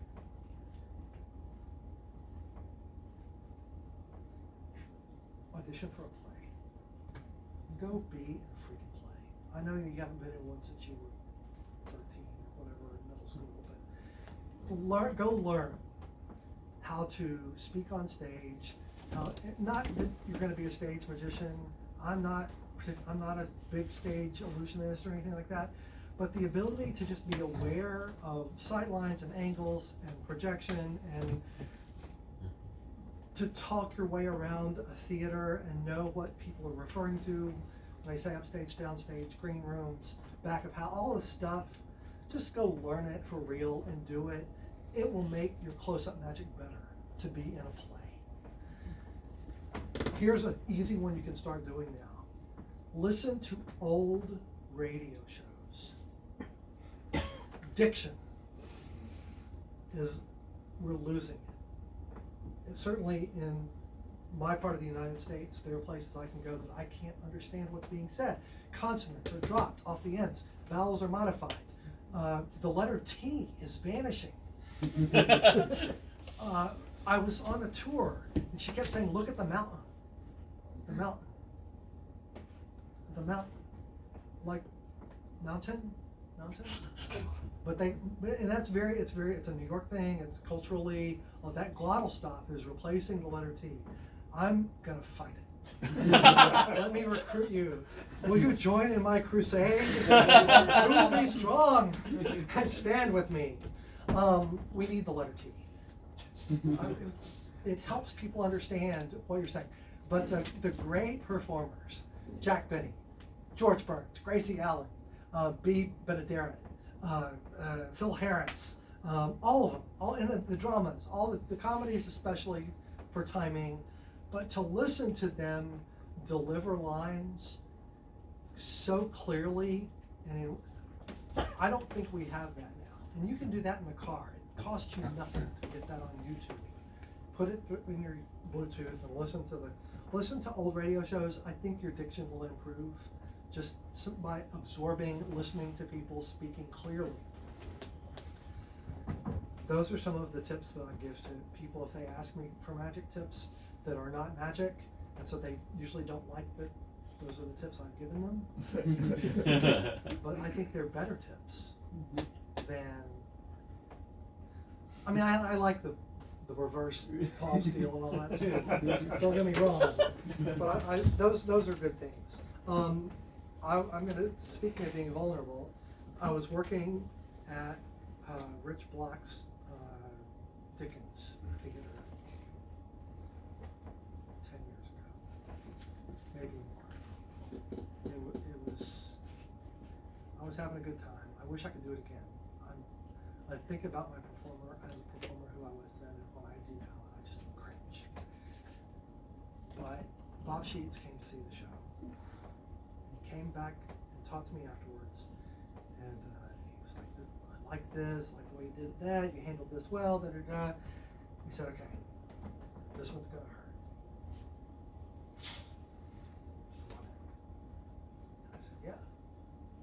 He said, "Your pants are 2 inches too small. You're too big for your clothes. Buy new clothes." He was right. I was cramming too much Joe into too little suit. And I wasn't self-aware of that. And at first I thought it was just me. Maybe I was just the loser that didn't think about it, or was trying to pretend. Kind of how I did when I didn't want to get glasses, and I cheated with readers from Walmart for 2 years before I finally went and got my eyes checked. You finally have to accept reality. And then I went to some IBM and other conventions, and I saw performers on stage that there was too much of them and too little. So let me just encourage you to find a friend or a partner, a spouse, maybe not a spouse, maybe a magic friend, and just have a pact that you will not let each other embarrass themselves on stage. I wish somebody had told me sooner about it. I'm grateful that he did. I'm grateful he told me it was going to hurt first, They didn't just stab me in the back. But I'm grateful for that feedback. And it's important to know that your zipper's down. I mean, I mean that metaphorically. In real life too. Literally, it's true too. But you just have someone who's going to tell you hard things. I love magic clubs. I would not be a worker today if it weren't for Ring 9. Support. Always compliment. Try to find something positive to say. Support it to build people up. I believe that. But in private, it can be really helpful to ask them if they want that feedback, and if they do, offer it to them, because that's how I grew and learned that I needed to handle myself better and differently. So I could tell you many such stories of embarrassing things I wish I could take back and handle differently, but that's one of them. Let's talk about something else. This is the final section of magic in the lecture. Is a tool that changed my life and magic completely about 18 to 20 years ago.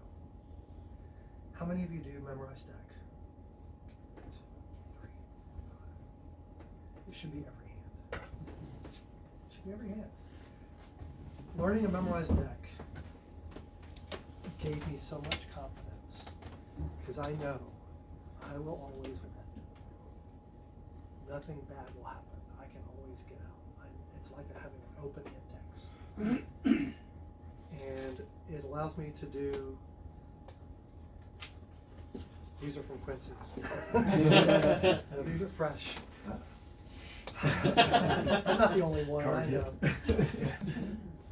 No. That's good. It just, I know where the cards are, and it means that I can play with confidence. If I make a mistake, there's always an out. I can get anywhere I want to go. I'll tell you a little bit about how I memorized this. It was my second try. I had learned another deck first. At first, when memorized deck work came out, it was all Aronson for me. So that was the big thing in the United States. Aronson this, Aronson that, blah, blah, blah, blah. But I didn't want to do Aronson because you know what I don't do? Poker deals. I'm not a poker guy. And he does a lot of, he did have a lot of poker deals built in, which is great. But for me, I was like, some of the built-in features aren't what I would get, right? So there was a guy in Florida named Bob Clace. I don't know if any of you guys know Bob Clace. I knew him from a website called Magic Talk in the late 90s. And he invented a deck that with a certain number of shuffles, you ended up with alternating red and black and the 4 aces on top. So you're ready for certain. And a few more, you were in double dazzling triumph, and a few less, you were in out of this world. And so there were several nice things that were built into that. And so that was my first attempt to learn it, but it didn't stick. I didn't use it enough. And I didn't realize the power of a memorized deck. But later on, I saw people doing Aronson, and of course you saw the Bert Allerton quote. I think it's Bert Allerton, about, maybe it was, I'll have to look it up again, I'm sorry. Any great artist on stage can go out and do cards, but if you come out with a memorized deck after them, the audience will think you're better. Maybe it's Zola. I'll double check that quote. But, so I decided, since everybody else was learning Aronson, I wouldn't. So that's the only reason, really. I didn't want to learn Aronson because it was super popular, and I don't do poker deals. So I looked at mnemonica instead. I said, okay, that's the one I'm going to do. None of the guys will know, they'll recognize it, at least at first. And it's got more stuff in it that I'm more likely to do. Fast forward. How much of the built-in stuff do I do? Practically none. Practically none. I primarily use it as an index to just get any card called for, or any card at any number, or some other things that I'm going to show you now. So let's do, I mentioned Gem Surprise earlier. Gem Surprise was, I'll tell you in a moment, but how about Kaylee? You're gonna help me with this. Sterling's gonna name a card, and you're gonna find it. I'm taking a break. So Sterling, just name out loud any random playing card in the deck. 4 spades. Oh, the four, is there a particular reason that you said the 4 of spades? It's fantastic. If you'll hold up one finger, just gonna spread through, if you'll touch any card. Now you kinda touch two. You touch that one and that one, which one? The one. You know what, I'll give you both. We'll just turn them both over. Queen of Hearts, not even close. It's like the exact opposite of the 4 of spades. It's a red face card instead of a black spot card. The next one is the 2 of spades, which is it's actually closer. The next one's the 3, but neither one of those was the card that he asked for. But don't feel bad. I put you on the spot with no training, no support systems, no staff, nothing, no mentoring. How can you succeed in an environment like this? You can't. But just by instinct, you went down like halfway in the deck and you touched the 2 and the queen. And those 2 cards right next to each other. If you watch carefully, we'll leave them in the pack. What was the card you wanted? 4 spades. Remember those 2 cards that were next to each other? They no longer are. One card is jumped right in between them. If we spread through, you'll see there's now a card in between.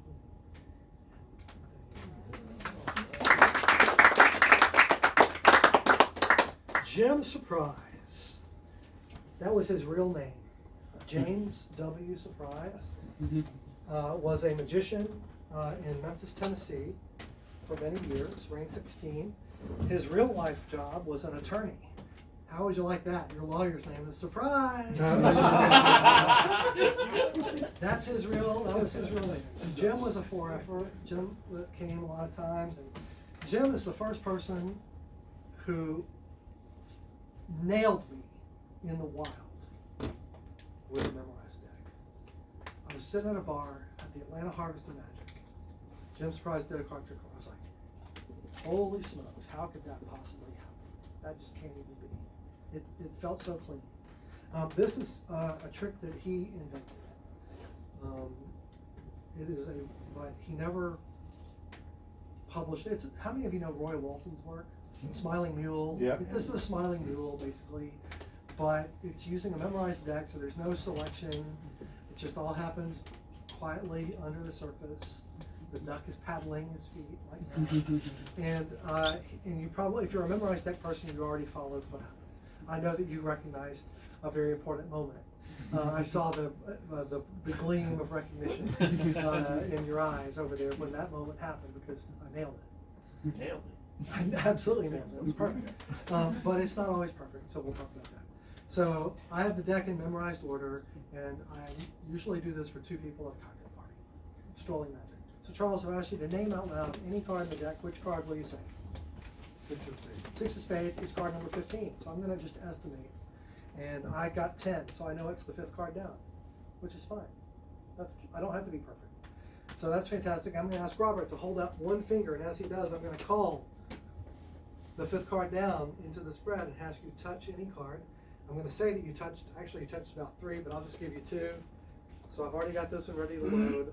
Just flip over the pair. We're not worrying about matching pairs of jacks or queens or anything. The 2 and the 3. And you saw how I presented the rest. But it's loaded in. It's ready to go. That is a super clean sandwich. I like this display where you saw when I show it like this. So it's loaded, but it feels like those are together. I'll put it in their hands if I'm standing in a circle and let them snap. And then if I can get the person to spread the cards like this, and the other person will take out the card that they named, and we're done. So that is a memorized deck approach to Smiling Mule, and I call it Smiling Tiger because Jim went to Memphis State, and they were the Tigers. So that's Smiling Tiger, and I have permission from Harriet to show you that. So there you go. Jim Surprise, thank you for that. Very straightforward approach to using a memorized deck. There are many other things that you can do. Let's talk stage for a moment. Let's go into your, we'll go full, you know the term Gedanken experiment? It's Yeah. Einstein. Yeah. Of course you do, yeah. A Gedanken experiment, or a thought experiment, is where we don't physically have the train car and the flashlight to work with, but you're gonna just visualize this. How many of you have read David Burgess's work? Okay, you know who David Burgess is? British illusionist, mentalist, everything. If you read his the pink one, Man and David Burgess, Man and Magic, or something like that. International Man Magic, is that the one? No, not the later one. Okay. The pink one that came out first. It's a wonderful book. There's a lot of things in there. One of the things in there is this stage illusion or stage magic. That picture. The curtain is open and there are 3 person-sized clear balloon bags filled with balloons of all colors. You bring 3 couples. How many of you seen Penn and Teller's show recently? So I think they're doing this now. Where you bring 3 couples up on stage and you say, let's say that the ladies are over here and the gentlemen are over here. And you ask each of the ladies to go to any of the bags, take out a balloon, and sit with it in their laps. And then you take a pack of cards and you have each of the gentlemen take a card and sit with it in their laps. Then the rest of the balloons are released into the audience in a giant wave of color and sound. So now the rest of the balloons are in the audience. And in David Burgess's version, attached to each of the balloons is a small safety pin, which everyone is asked to open and pop their balloons. And inside they find playing cards. And ask everyone to hold up their playing cards. Gentleman number 1, what's your card? 4 clubs. Who has the 4 clubs? His partner pops her balloon. Inside is the 4 clubs. Boom, boom. 3 matches. It's called Matchmaker. It's a giant-sized stage presentation that I sent into Penn and Teller the first season and didn't get picked. I don't know why. I think it's right. And now they're doing it, so it'll never get picked. But if you read the original method, David Burgess had this method where the thread that you used to tie the safety pin to the blown up balloon coded what the card was inside. So there were 2 or 3 strands of thread that you would have to cut and tie, and then know, like reading resistors, if you've ever done electronic, you did the codes on resistors. So I looked at that and I was like, I would really love to do this part, but I really would not like to do it. So I said, well, what else could we do? So I came up with a new method that uses 6 colors and a memorized deck. And so I'm really proud of this. In the first bag, I have 6 jewel tone balloons, red, orange, yellow, green, blue, purple. And then I have pastel versions of those colors. Pink, peach, pale yellow, sickly lime infection, sky blue and lavender. And then I have printed versions of those colors. So red, happy birthday, orange, stars, all of that. So any print. So now I have 3 banks of those 6 colors. And that gets me 1 through 18. And I have that again in bag 2 and again in bag 3, and that's 54. So that gets me all 54. I can use 2 jokers. I can have 2 jokers in play or not, depending on how. And so now, when you did David Burgess's routine, you had to see what color the thread was. I'm not going to be able to see that under pressure. As the lady takes a balloon out of one of the bags, and I'm like, brown, pink, red? What is that, red? Are you wearing white? Can I hold that up against you? What is this? I was not going to be able to do that.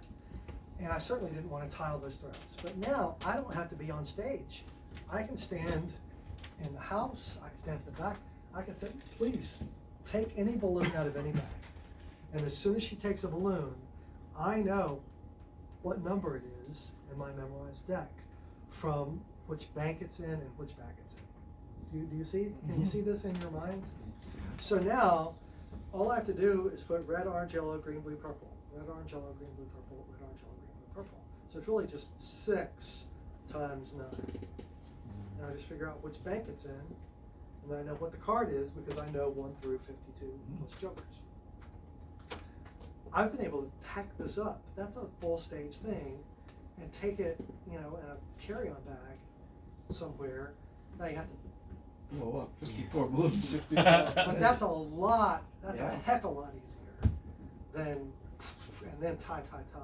Plus, why do you give 50 sharp objects to your audience to stab themselves with, or someone next to them? So anyway, so I called up Mr. Burglas and said, Mr. Burglas, this is Joe Turner calling from Atlanta.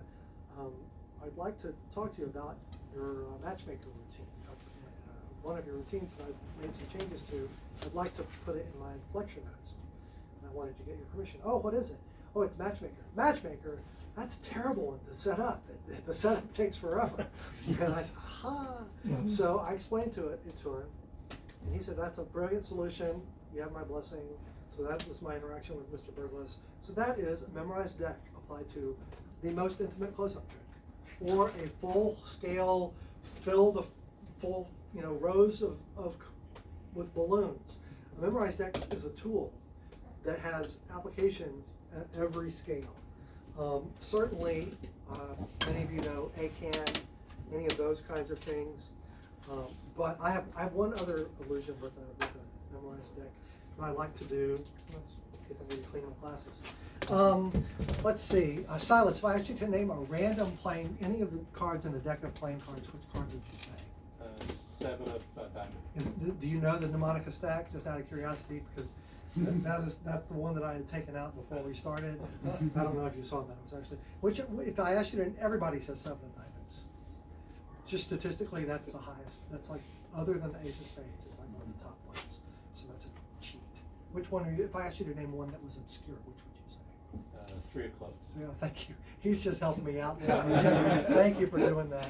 That's the other one. If the first one is a red card, the second one is a black. So any card called for. I'll do that if I need to do something and just nail something. I use that at trade shows just to talk to people as they're walking by. Like let me show you a 10-second card trick. You got 10 seconds. Come on over here. Make it look like I'm working. And now I've got it.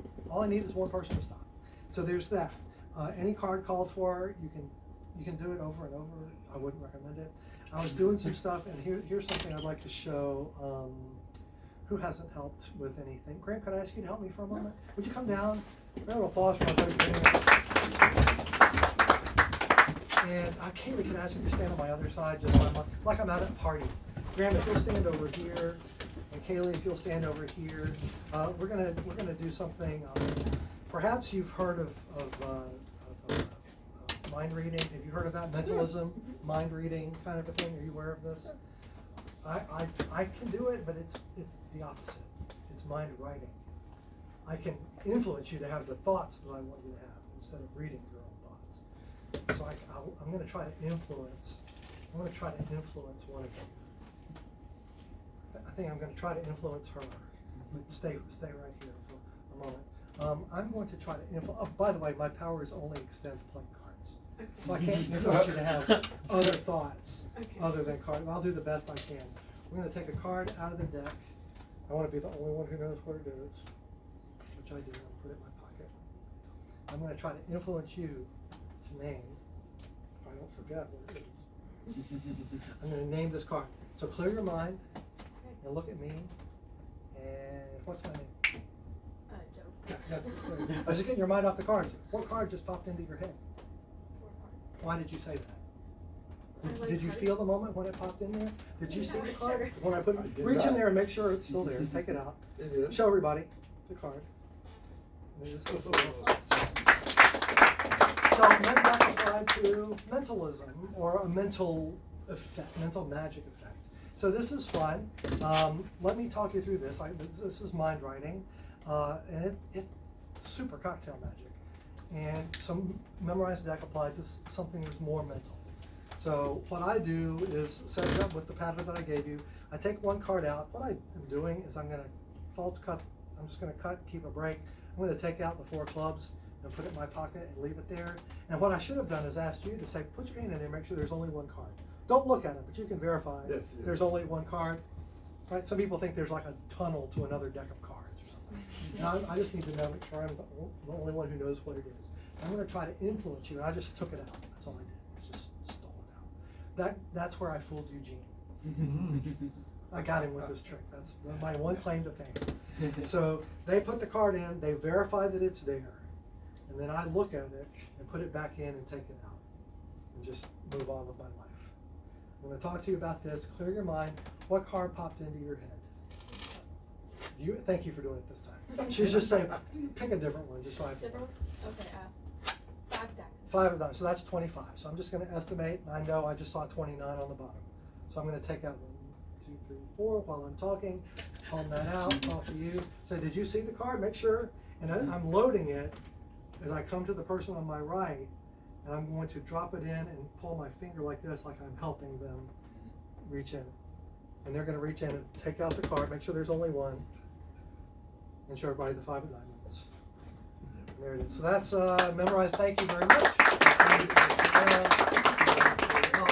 So memorized deck, super versatile tool. It's more popular now than it's ever been. Everybody's got a deck. Everybody's got a memorized deck. Everybody's got a book on a memorized deck. So, but I'll tell you the way I memorized it, and then I'll wrap this up so that we can move on to you can go home and be with your family or your pet, on television, whatever it is. And practice. I was intimidated. I've studied memory. I've studied, Harry Lorraine and those guys, and others too. But did you ever try to learn a memorized deck, and you get really good at 1 through 10, and then you're like sort of good at 11 through 20, and then like 21 through 30, you're like, wait a second, and but it's just not sticking because you. And the reason is you've practiced those so many times because you always start at the beginning, so they get an inordinate amount of review. I was living in Atlanta, had a show in Mississippi, so I had a 6-hour drive ahead of me. And I said, dang it, I'm going to learn this deck.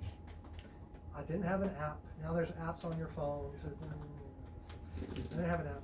I took a piece of paper, printed the cards out in columns, 1 through 10, 11 to all the way down.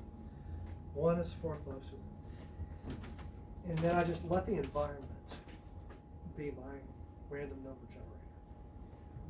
So I'm going to start with 1 and 2. So any numbers that have a 1 or a 2, I'm going to learn those. So 1, 2, 10, 11, 12. All right, so just do it with a 1. You learn 1, 10, and 11. And then if I see a license plate with a 1 or a 0, then I put them together, and those are the ones I'm going with. Okay, now I'm going to add a 5. So now I'm going to do 1 and 5, and 10, 11, 15, 50, and 51. So now anytime I would see a mile marker or a phone number on a billboard that had these numbers in it, that's what I would draw. Now I go back and say, okay, now I'm going to add a 2. So I've got 1, 2, 5, 10, 11, 12, 15. Do you see that, where we're going with this? And now I'm adding the numbers instead of going through them in a list. It's more like a Petri dish with a virus that kind of infects multiple portions of it and slowly grows to cover the whole surface. That's what I'm doing with this memorized deck. Is I'm not trying to brute force my way through sequentially, but I was learning it in almost a random order, which is generally how you use it. I tried the flashcards, where you draw it and you sing the song onto your phone. I tried it. I felt ridiculous. I'm sorry. I'm a musical theater guy, and I couldn't do it. But this version, by the time I got through Alabama into Mississippi, I was close to the end, and I was able to look and take any set of numbers and do all the permutations and know what the cards were. And so by the time I got to where I was going, I knew the whole deck. I've never forgotten it. I use it pretty much every day for something. I use it in places you wouldn't expect, like I was keeping tally in that other trick by using the correct number card happened to be there. So it's like, okay, 14, done. You can use it for all kinds of, there's so many great routines that have been published that are not mine, but the literature is rife with memorizing deck magic right now. Ossie, his work is amazing, and many others before him. So I highly recommend that if you haven't tried to learn half of one. Go back to Roger Klaus. Instead of a half move or a half effect or a half, learn half the deck and just learn how powerful it can be. If somebody just names a random card in the top half of the deck, you can stink and palm it out and put it in your pocket. To the Muggle world, that is a miracle. It's like, how could you possibly have known what I was thinking? And people don't know if you're telling the truth or not when you say, you know, before I came in here today, I put one card in my pocket. It was the 7 of diamonds. They'll believe you. I don't like them to believe me. I want to sort of take credit for the magic, but it is it just goes to show how powerful it is. So, and I haven't got any fancy touches on ACAN to share with you, other than if you're willing to put in the effort to learn to do some subtraction, you can have a miracle. I will say that I don't use the thing where you cut the deck and then cut the box and peek like that, Ossie's thing. I don't want to tear up my box. I'm a nerd. So I estimate well, and I can put my thumb on there and see where I am, and then do the dump, and I'm good to go. So that's just, what's that, John Bourne? Yeah. Yeah. So I don't do it the way that he does it, but I just kind of brute force my way into it. There are some other things if you've never thought of about, if you just need to hold back one card or two, leave it in the box, and let them take the deck out. That's very strong. But obviously it's applicable to ACAN, but there's hundreds of other things you can do with it as well. Highly recommend that you learn it. And that my system works for me. Hope it might work for you. Any questions? That's an awful lot that we've covered in the last 2 hours or so. It would be my pleasure to answer. And at this point, let's go into Ask Me Anything. If you have any questions about anything, magic, life, tricks, business, marketing. Did you notice when I talked to Kaylee, I said, what's my name? That was intentional. That's just part of having them remember who you are. Look for the moments to do that. Nobody in Atlanta was doing that. And they go, Alexa, why do people remember your name? It's like, because I drill it into their minds when I'm performing.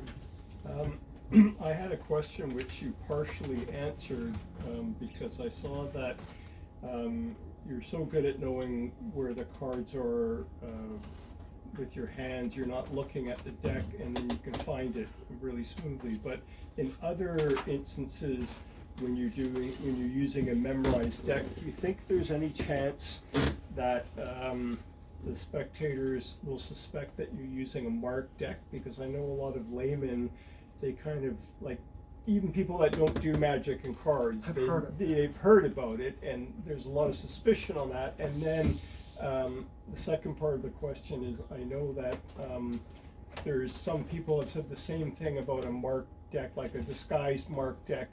I know it's a different thing, but you could do miracles with it, that sort of thing. So what are your thoughts on that?